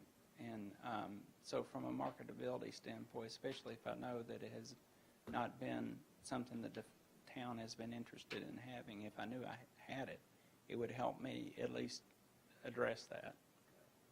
Well, obviously, if you had access from right here, if you knew that you could have access all the way across the front of this property, unfettered, Mhm. just have one big driveway across the whole front, that would probably make it more attractive to somebody because there wouldn't be any limits on it. Yes, sir. But you recognize that that really doesn't work too well on Kingston Pike, don't you? Yeah. You're right. Somebody's got to regulate it. Right. Mm-hmm. Thank you. Thank you. No further questions. That's our case.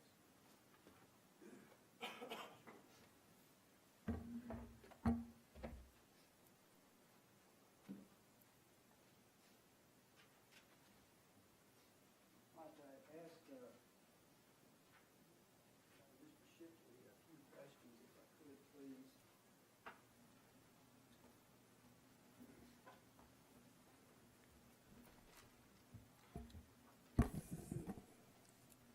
Mr. Shipley, you've been sworn, have you not? Yes. For the work that was being proposed on the site plan that was submitted, was the access that was granted by the Planning Commission adequate for the work being proposed? Yes. Did the Planning Commission reach that conclusion based on their deliberations? Yes. And did the staff agree with that there was adequate access off of Cheho without the access on Kingston Pike? Yes.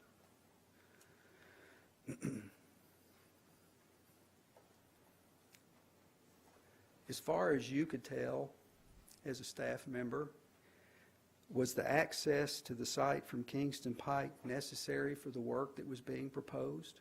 No. During the Planning Commission's consideration, do you recall whether they concluded that Kingston Pike access was unnecessary? That was their conclusion. That was one of the comments in the approval subject tos. During the process of the approval in the Planning Commission, was there ever a reason articulated by the applicant why the Kingston Pike access was necessary for the work that was being proposed? No.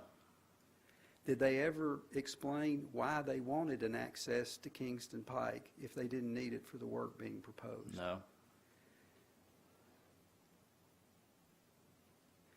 Is the access from Kingston Pike that was requested compliant with the town's regulations?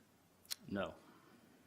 Explain to the board briefly, if you would, and for the record, why it was not compliant with the town's regulations. Well, it wouldn't meet the distance separation requirements in the driveways and other access ways ordinance.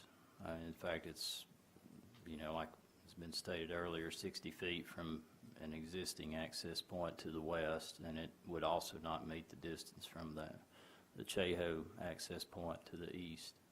Okay.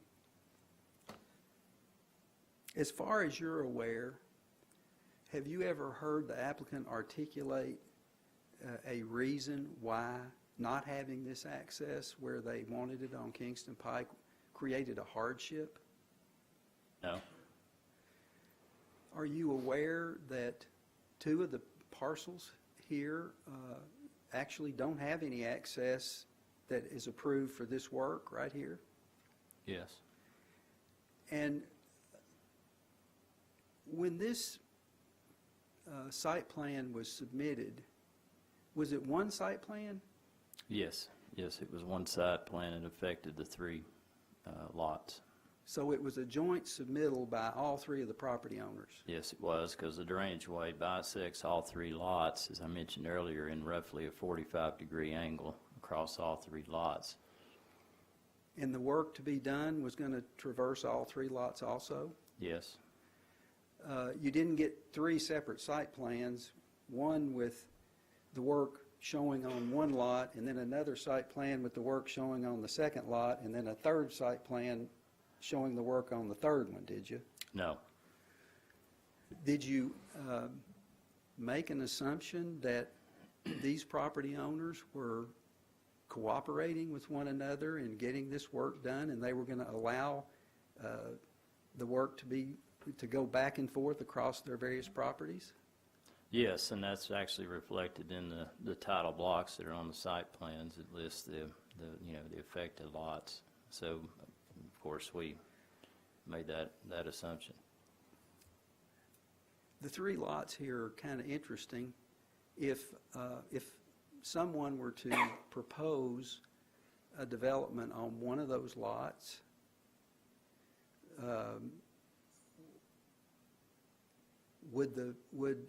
well, first of all, do the lots comply with the office zoning as far as their size is concerned? No, they do not. But if somebody wanted to develop them, would they be able to develop them even though they're smaller than is required? Yes. What is required? 1 acre. And these each individually are not 1 acre, right? That's correct. And do our regulations provide that a development can, or a developer that had a lot that was a non-compliant size before the town was formed, that they could still develop that property? Yes. Yep. And in the process of that development, when would access be decided? At the time the site plan for the development of that property was presented. And what was the Planning Commission's conclusion about this access point off of Kingston Pike? Well, the access that was needed to do the work encompassed by the site plan that was presented to them was provided on this site plan, and that was the one to Cheho Road. The other access on the Kingston Pike was unnecessary for the work proposed and premature at this time because we didn't know where the building or parking lot or landscaping or anything else is going in that location, in that portion of that particular lot. Why is it important to have that additional information about what's going to be developed there? But so that you can coordinate and, intelligently lay out and connect everything as part of the site development. Everything's interrelated, whether it's landscaping, island locations, parking lot, building placement. All that stuff is looked at comprehensively, including access as part of a site plan. No further questions?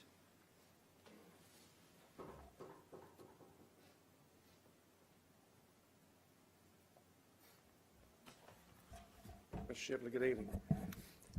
I take it your testimony here is in relation to the review request for the site plan review where access was denied. Is that correct? Yes. Okay, and you're not drainage. providing testimony on the request for a variance from the ordinance that has the 400-foot setback from adjoining streets, or from intersecting streets, and then from adjoining driveway accesses along the same frontage. Is that right? No, I'm not providing testimony to that. Okay. I'm curious. I've gone through the town's ordinance in great detail, Can you point to me where it says that an access request for access to a landlocked piece of property has to, on the site plan, relate to the work that's being performed on that site plan, as a result of that site plan? That's, Mr. Hale asked you a lot of questions about that. I'm having trouble finding that requirement in the ordinance. Well, again, it's, the access for the work that was proposed for this project was determined and was allowed, and that was on Cheho Drive.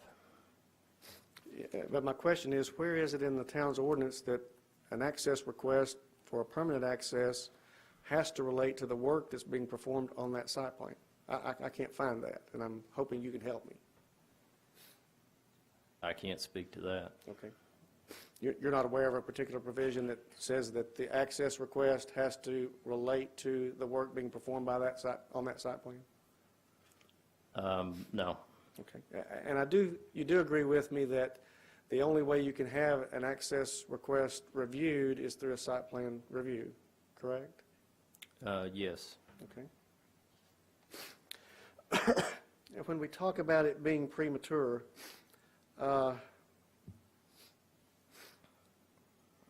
can you point to me in the town's ordinance where the end use of the development has to be included on an access request in a site plan? Well, I mean, if someone's proposing an access that doesn't meet our requirements, as I noted in the staff comments, if they're wanting to go ahead and propose something, then the staff would recommend denial because it didn't meet the minimum requirements, the separation requirement in the ordinance. And we're talking about the 400 feet? Yes. Okay, and but your testimony here is that staff recommendations and planning commission recommendations all had to do with prematurity. And so I understand the issue of the variance from the 400 feet and from the next adjoining access cut on the adjoining property. But what I'm having trouble finding is where in your ordinance that this request for access is premature just because we don't have an end use. The access that was approved by the Planning Commission is the access that was needed for the plan that was presented to them, period. And that was the staff's recommendation.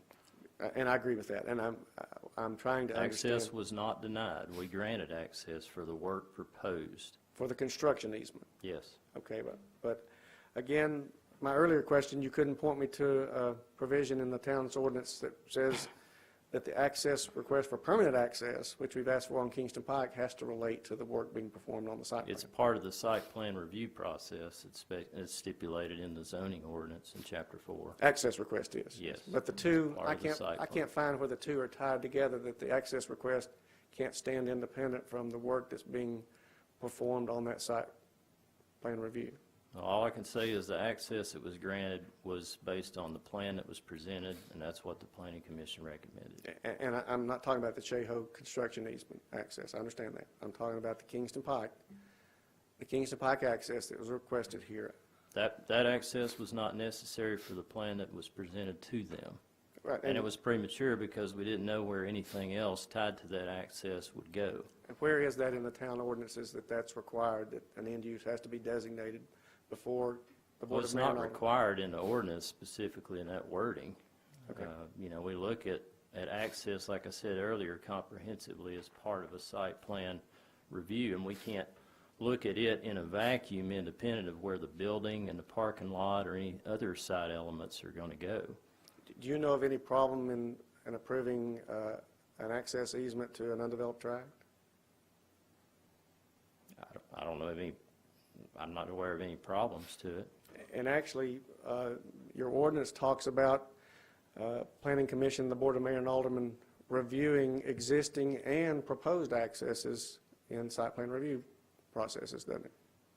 But the problem, as we mentioned earlier with granting a premature access, of course, is that it could be an access point because we don't know what it's going to be tied in with. Could be, an unsafe point, and it may be something that, is not desired by the powers that be. And that's why you need to know more about how you're going to develop the site in order to intelligently determine where an access should go. Okay. I want you to assume that access has been granted, say, to track 3, and it's a vacant tract. And then a proposed development for track 3 comes before the staff and the planning commission. There's nothing about that existing access that prevents the town from addressing safety concerns and issues on the review of the proposed end-use development at that point, is there? The access would be looked at based on the development proposed, just as it was with these drainage improvements. That's why the access was approved on Cheho. Okay. So there wouldn't be any problem with an existing access later being reviewed with a proposed end-use development plan, would there? I wouldn't say that, Why? because that access could be, first of all, it wouldn't meet the requirements of the town, and it is premature because we don't know what it's tied to. But you'd have a use on review at that time, wouldn't you, when a... We would look at the access as part of the site plan for that particular parcel.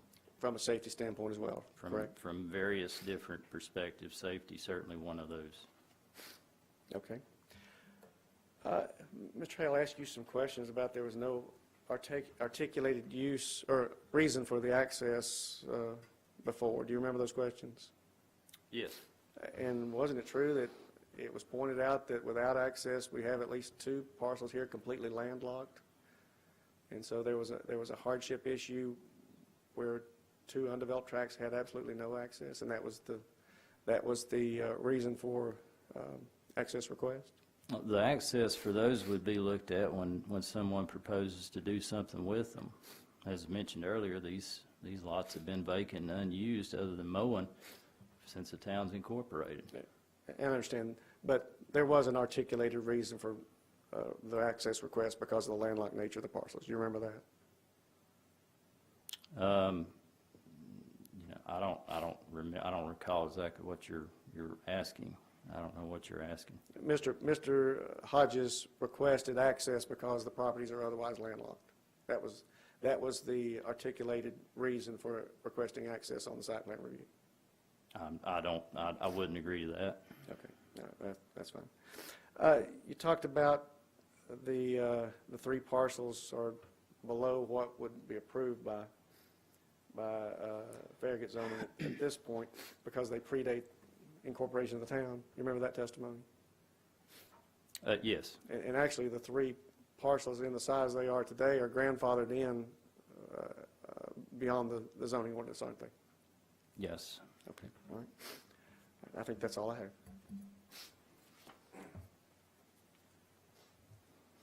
Mr. Shipley, when these lots were formed in 1980 by deeds, are you aware whether or not a subdivision plat was approved by the county? No, I have not seen a subdivision plat for these 3 properties. In May of 1980, did the town have a planning commission at that time? Do you remember?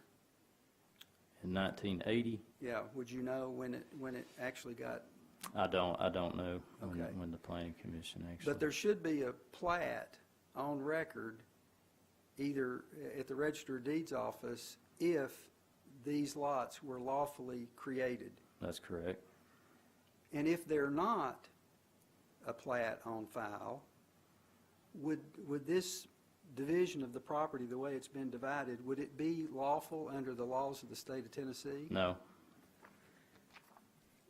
A lot of questions were asked of you about the where in the ordinance is the language that requires that an end use be known, or that any use. Do you ever get site plans that show only access but don't have some activity that somebody wants to build on the property? No, I do not. So really, anytime somebody is requesting access, they're representing to you, based on their site plan, what is going to go on the property. Yes, that's correct. Or what activities going on the property? Yes, just as they did on this plan with the drainage improvements and the access to Cheo. So if you've got a site plan that doesn't have any activity going on the property other than approving an access to vacant land, that's really not a site plan for, under the definitions of the town's regulations, is it? That's correct. And why would that be? Well, because, you know, the site plan is, again, it's the comprehensive build-out of a particular lot.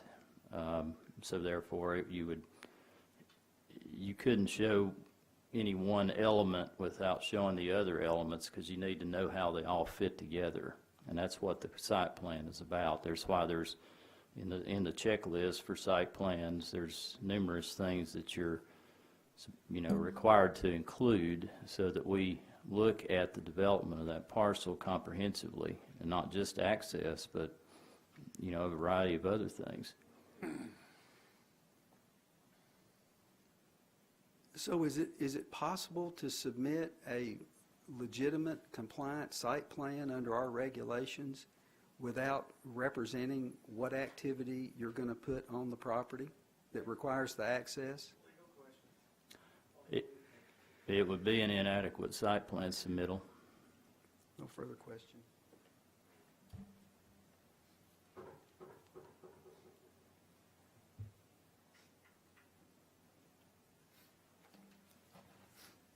Mr. Shipley, have you seen the easement agreement that was executed between the three property owners here and the town of Farragut in 1982?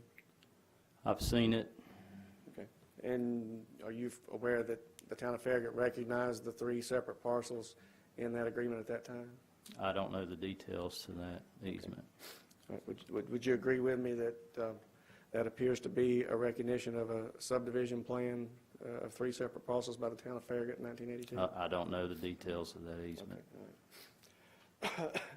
Would you agree with me, Mr. Shipley, that the definitions of what is required in the site plan would be governed by the language of your ordinances, wouldn't they?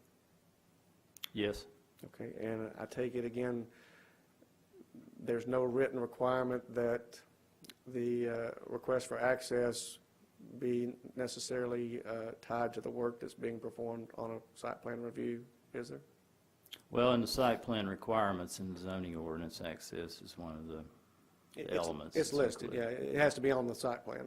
Right. But it doesn't show that it has to be tied to the actual work that's being performed to improve the property at that point. Well, you could present a site plan with inadequate information. That's true. Okay. I'm not saying it would be approved, but you could submit a site plan with a parking lot with no access or anything. What about unrelated information? One for request for one thing and the other request for another, say a drainage easement relocation and a permanent access as well at the same time? You can present those things, and that's what was presented to the Planning Commission. All right. And the language of your ordinance would control that, wouldn't it? Yes. Thank you. That's it.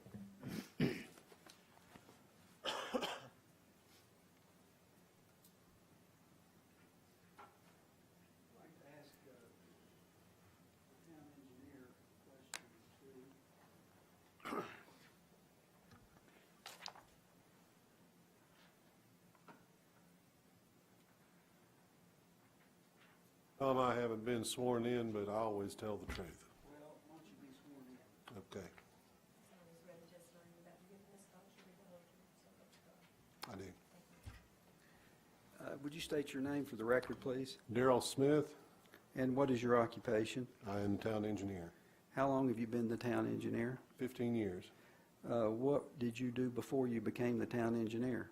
I was a roadway designer, primarily urban sections, curb and gutter like Kingston Pike, but a good bit of interstate work as well. For whom? Wilbur Smith Associates, How long did you do that? 14 years. So how many years of experience do you have as an engineer working with public streets? 29. I notice in our regulations that when a variance is requested from the access footage under our ordinance, the party wants to reduce that from the 400 feet, there is to be a recommendation from the town engineer. Do you know, are you aware of that? That's correct. And in particular, with this particular requested access on Kingston Pike that we've been talking about, what would be your recommendation for the granting of a variance at that location? Tom, I'd be a little concerned with having entrances that close. I know you pointed out a while ago that it's possible that two cars could be leaving at the same time, entering Kingston Pike, making opposing turns onto Kingston Pike. But another big concern I would have, probably more so, would be if a vehicle were sitting in the western entrance, about to pull onto Kingston Pike, say, and make a right turn. They look to the west, they see an oncoming vehicle in the outside lane, but that vehicle is slowing down and has their signal on. It might be a reasonable assumption that that vehicle is about to make a right turn into the entrance that you're pulling out of. But it's very possible that they could be going just beyond that to the next entrance, and you've got a conflict right there. If you're pulling out and making a right, oftentimes people will trust that right turn signal and pull out in front of a car that's going just a little farther. Okay. Is that your opinion about this particular That's my access opinion point? about this particular access point, yes. And are you giving that with a reasonable degree of engineering certainty? I am. Good. Let me ask you about the access or the distance between the Cheho Road and the access that's been requested on Kingston Pike. Do you have an opinion about the safety from an engineering standpoint of that particular exit way? I don't think that would be such an issue. I know Jeff Beckett had mentioned that if an entrance were moved, were a little closer to Cheho, it would be within the taper, and you really don't like, it's not a good idea to put an entrance in the taper or in the decel lane. Did I answer that? Yes, I Okay. think you did. Well, in this particular instance, what's across the road from Cheho?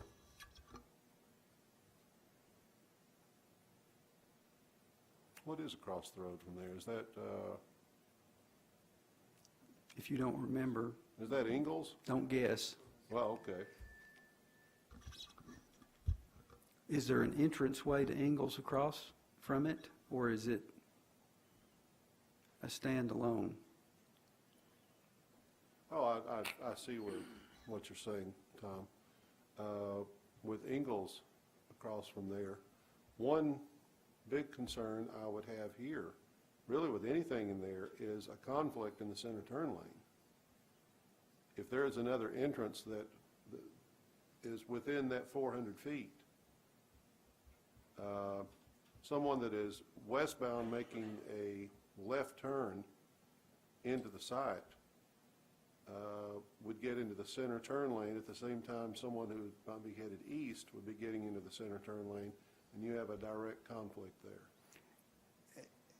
That's really the biggest reason we have the minimum 400 feet anyway. And that's my question. How has the town attempted to deal with these conflicts in the center lane? Well, sometimes, if there's no way around it, we have required right in, right out entrances, which that takes away the conflict within the center turn lane, the competition within the center turn lane. Okay. Has there been a concerted effort to line up on both sides of the road? Yes. Access points? Yes. And when you approve an access point, what's your preference as far as, Would right in, right out solve your conflict in the center turn lanes for this? That would solve the problem with the center turn lane, but not with the eastbound vehicle that is going to just overshoot the entrance in front of urban engineering and make a right turn in front of somebody that's making a left turn out or a right turn out. And we that have would still be a conflict. Okay, and we have those up and down Kingston Pike many times within a given mile, don't we?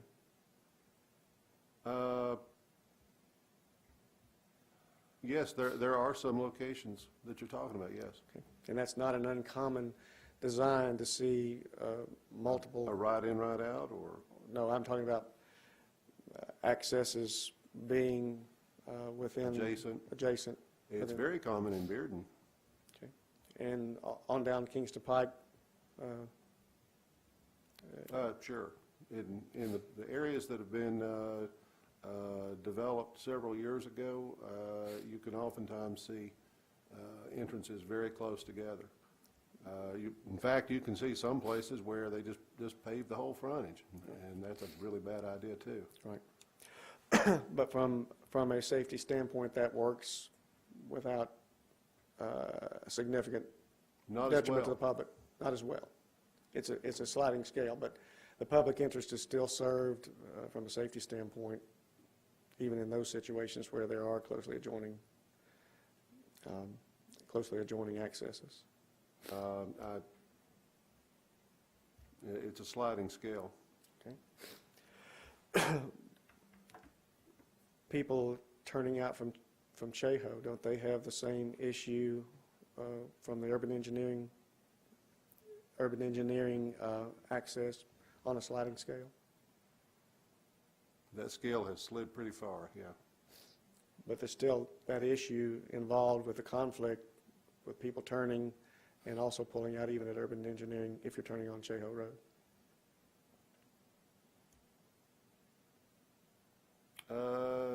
To some extent, yes. Okay.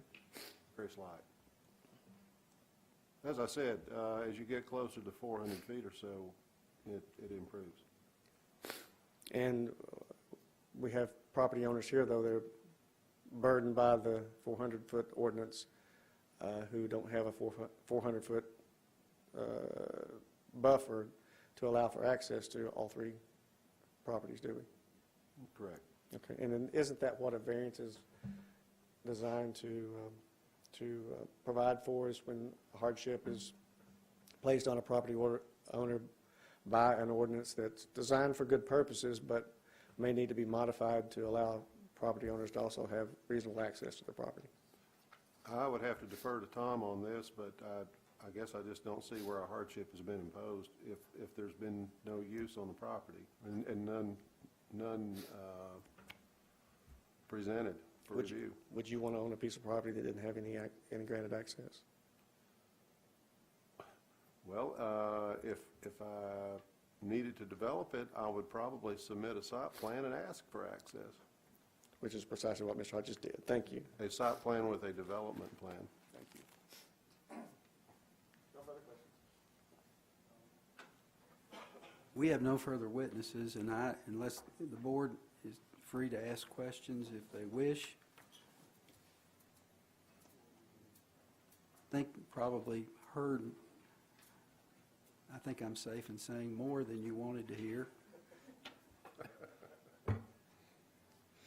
Not the fault of the lawyers, of course, but you may ask questions or you may just, your pleasure. I would like to ask Mr. McPherson, I believe, what were the reasons for the office, the doctor's office, not going through that contract? I mean, Mr. Moore. Excuse me, I'm sorry. Mr. Moore, if you can go to the podium and just speak from the podium so we can get you on the record. I think he Thanks. testified that he didn't know, couldn't remember. Yes, ma'am, I don't remember. I really don't know what of the different issues that they had listed in the contract, why they didn't go through with it. Okay, thank you. Was that proposal for all three parcels? Yes, sir.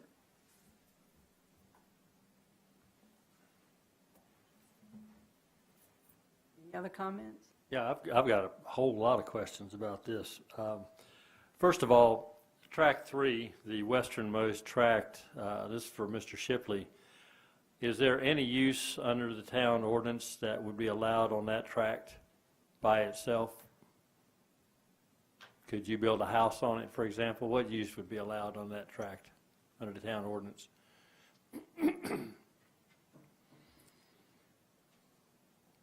Build a podium.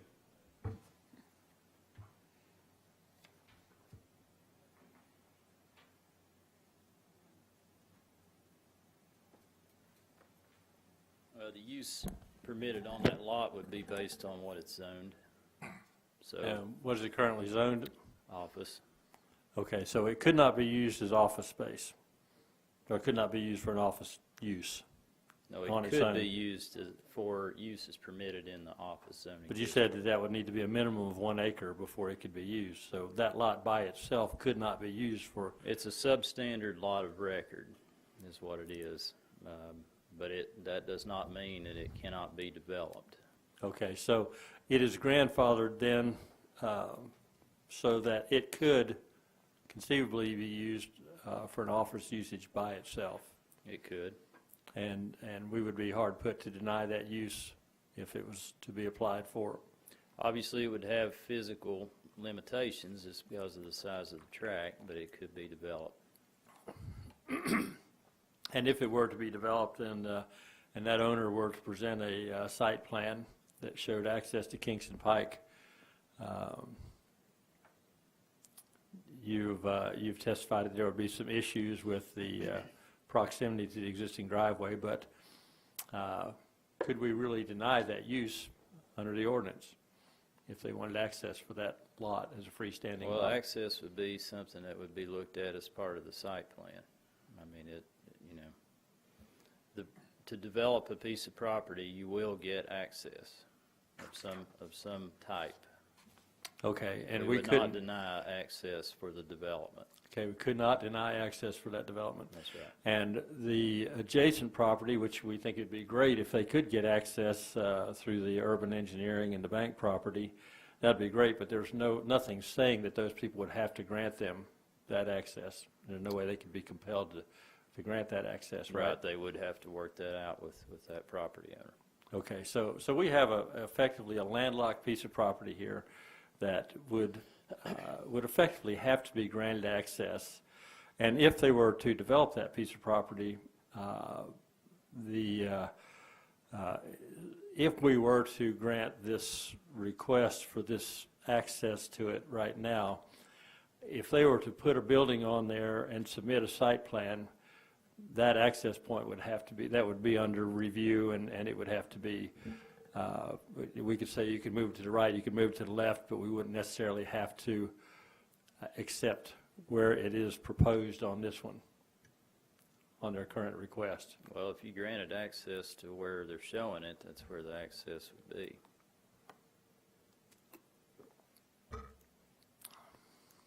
That's probably a legal question, and I don't know.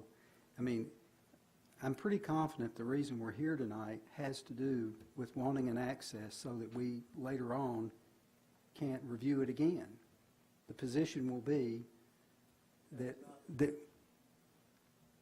that's not the position. I think when you submit a site plan, if it was to be submitted for an office building there, and they wanted to move that, move their access point 30 feet to the east, that'd be something that would have to be reviewed as part of the site plan. It would be completely separate Absolutely. from this. That's site the plan. whole point That's of the whole what point. we've been talking about, is that we don't know where the best place for the access would be because we don't know how the parcel is going to be developed. That Right, so it's common sense that you yeah, you so it really doesn't matter where they put it now. If they go to put a building on it, it's going to have to be approved anyway. It's going to have to be subject to a lot of things. So what I see here is you got a landlocked piece of property that the town is effectively saying, okay, if you want to mow your lawn, you've got to come across 2 other people's lot to get to it. We're not going to give you access to it from the adjacent street. No, that's not accurate. They've been mowing the lawn for 30 years. Well, that may be true, but if you own that property and the other 2 properties are sold, you got to get across their property to mow your lawn. And to me, that is outrageous, and I think we've wasted a whole lot of time here on something that's just, They actually have a curb cut right there already. there is a curb cut there? Yeah.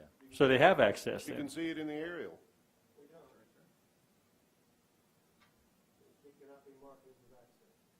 Say again?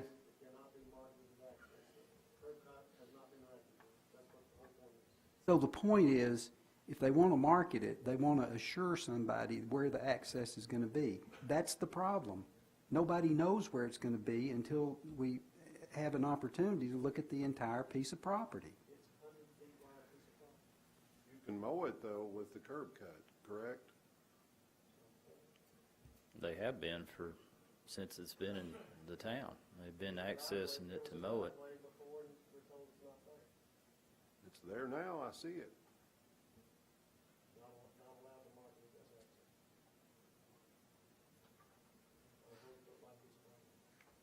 So the idea is you represent to the buyer that you've got access, and then you can sell it because you've told them they have access, and then they come to the town and they submit a site plan, and maybe they do and maybe they don't.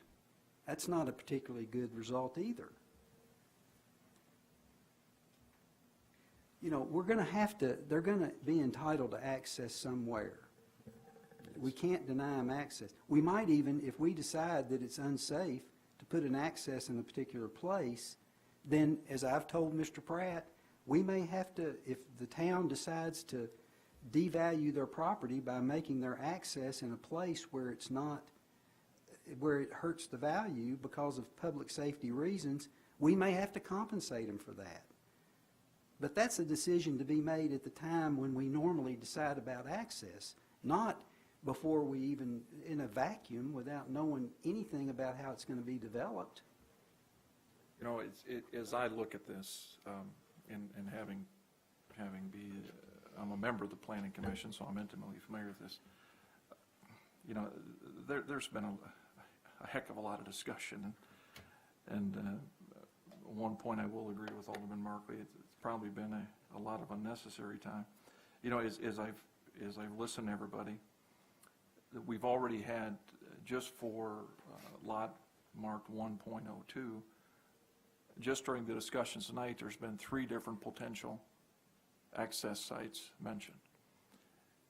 I don't look at this any different than if, and I'm sure Mr. Moore would agree, if there was already a building on this site, that creates a problem for any, it starts to eliminate automatically some potential tenants, because some people want a building in one spot, or they want a 2-story building or a single-story building.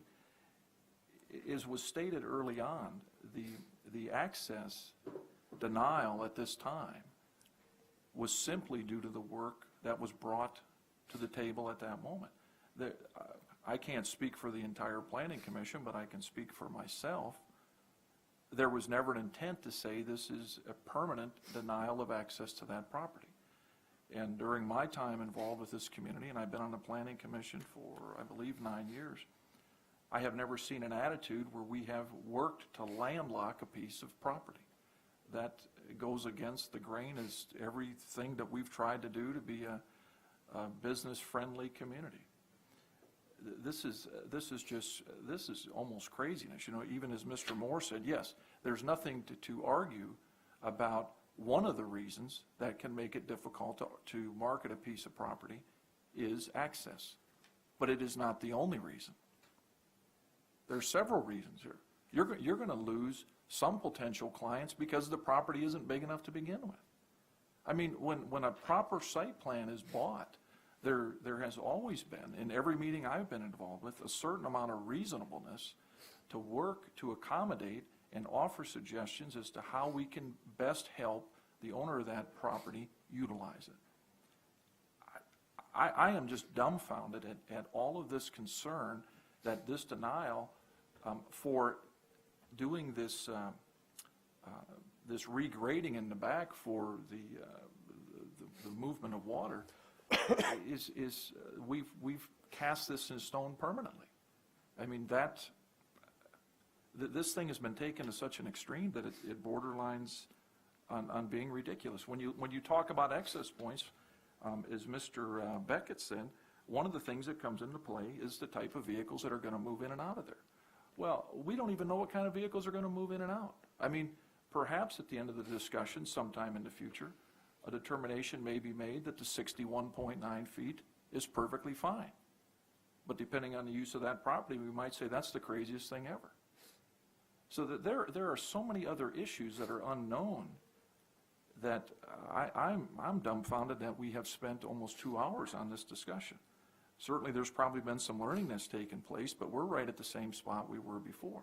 There has been no reason given as to why we would have to do anything different than where we're at today. Again, I have never seen a board here that has tried to deny people with commercial buildings the ultimate use of that property. There are times that we have to make a decision and it's not the best use of the property, but I've never seen us say that people can't ultimately use their property. I'll take my white collar off for a minute and be quiet. So, If I'm looking at this right, the new drainage easement being created goes right under the current paved driveway. I guess that's a driveway there, what I'm seeing, the gray area on the left-hand side of this track, the third track, the westernmost track. So that's going to be dug up. I think it's just, I'm embarrassed for the town that we're being overtly hostile to a reasonable request from a property owner who wants access to his property. Good grief. What's the harm in it? They're going to bring a lawnmower in there?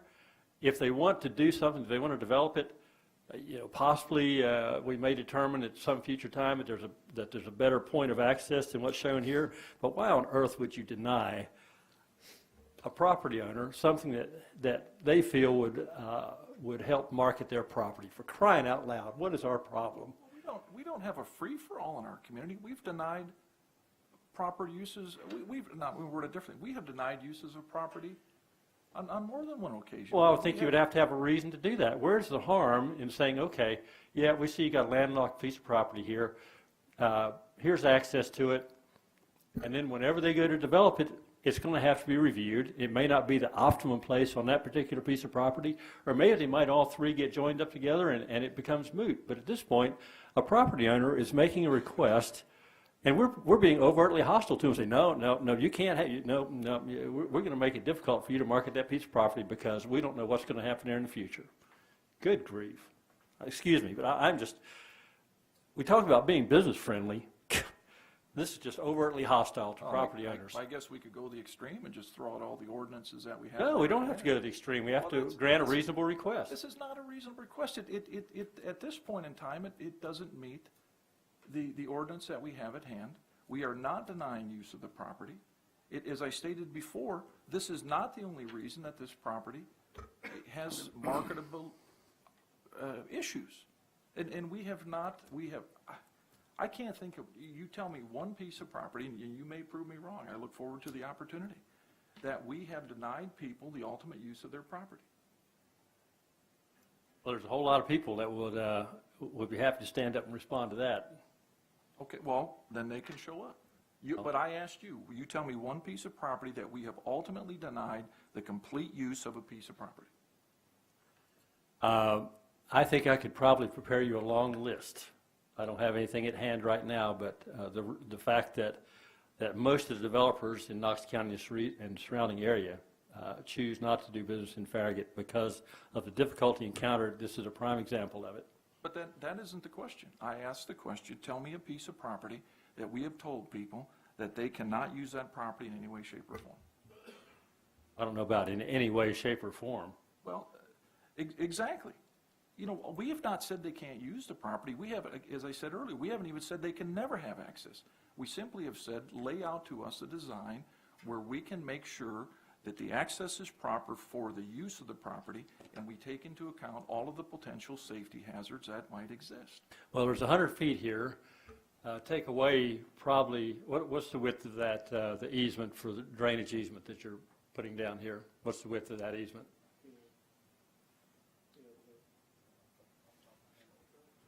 We might be able to tell. It should be on the engineering plan.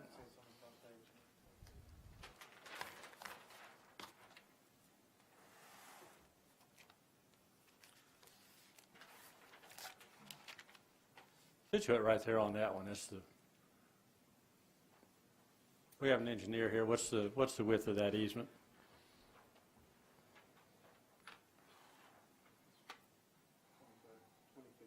20 feet. So you got 80 feet. How wide is the requested access?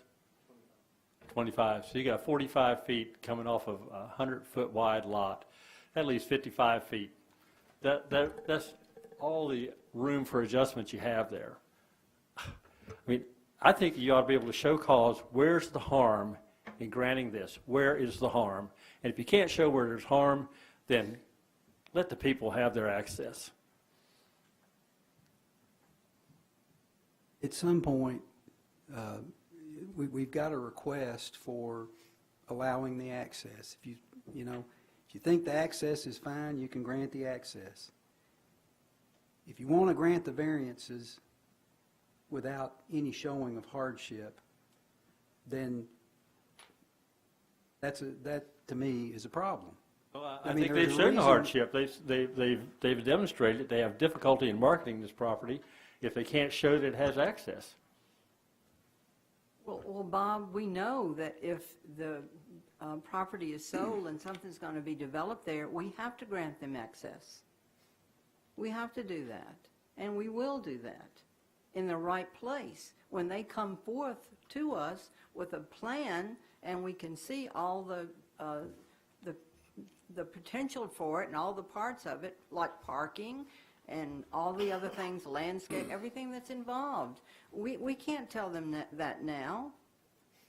But Dot, there's Not that we're not 45 being- there's 45 feet of different places you can put that. I mean, But somebody may come in and want to buy that property. They may not want that excess right there. And then we have to come back and grant them an excess someplace else. We know we're going to give them an excess when that property's sold. Something's not right about the marketability of it. Obviously, somebody's not doing a really good job of trying to sell this property. obviously somebody's got concerns about getting stuff done in the town Well, of they're Farragut. doing something about it right now because they're trying to upgrade the grading and make it good so something can be built on that. Maybe one of the reasons why the office wasn't built there for the doctors was because of the grading and the water thing. So maybe now that they're going to fix it, there may be a better chance to sell it. So why not let them upgrade the property to the When they grades the come building has? back to us with a site plan that has a building on it, I'll grant them an access, but not now. And so I'd like to make a motion now, unless there are any other comments, that we deny the appeal of excess determination to the Hodges property. Parcels 100, 101, and 102, tax map 152C, located in the southwest corner of Kingston and Shoto Road, 1.37 acres. I'll second. You want to have a roll call, please?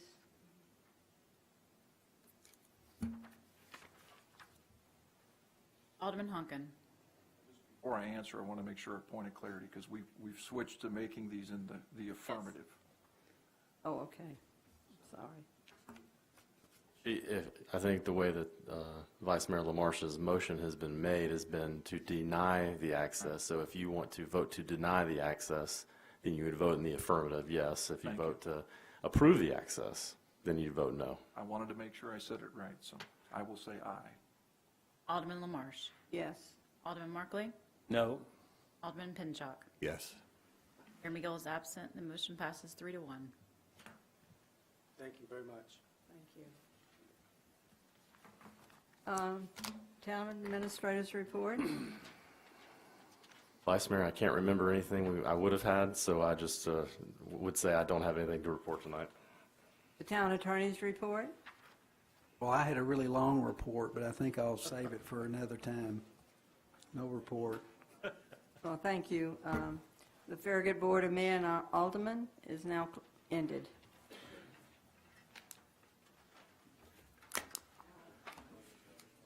Painful, painful. The reason we just said, I think it would just be speculation on my part.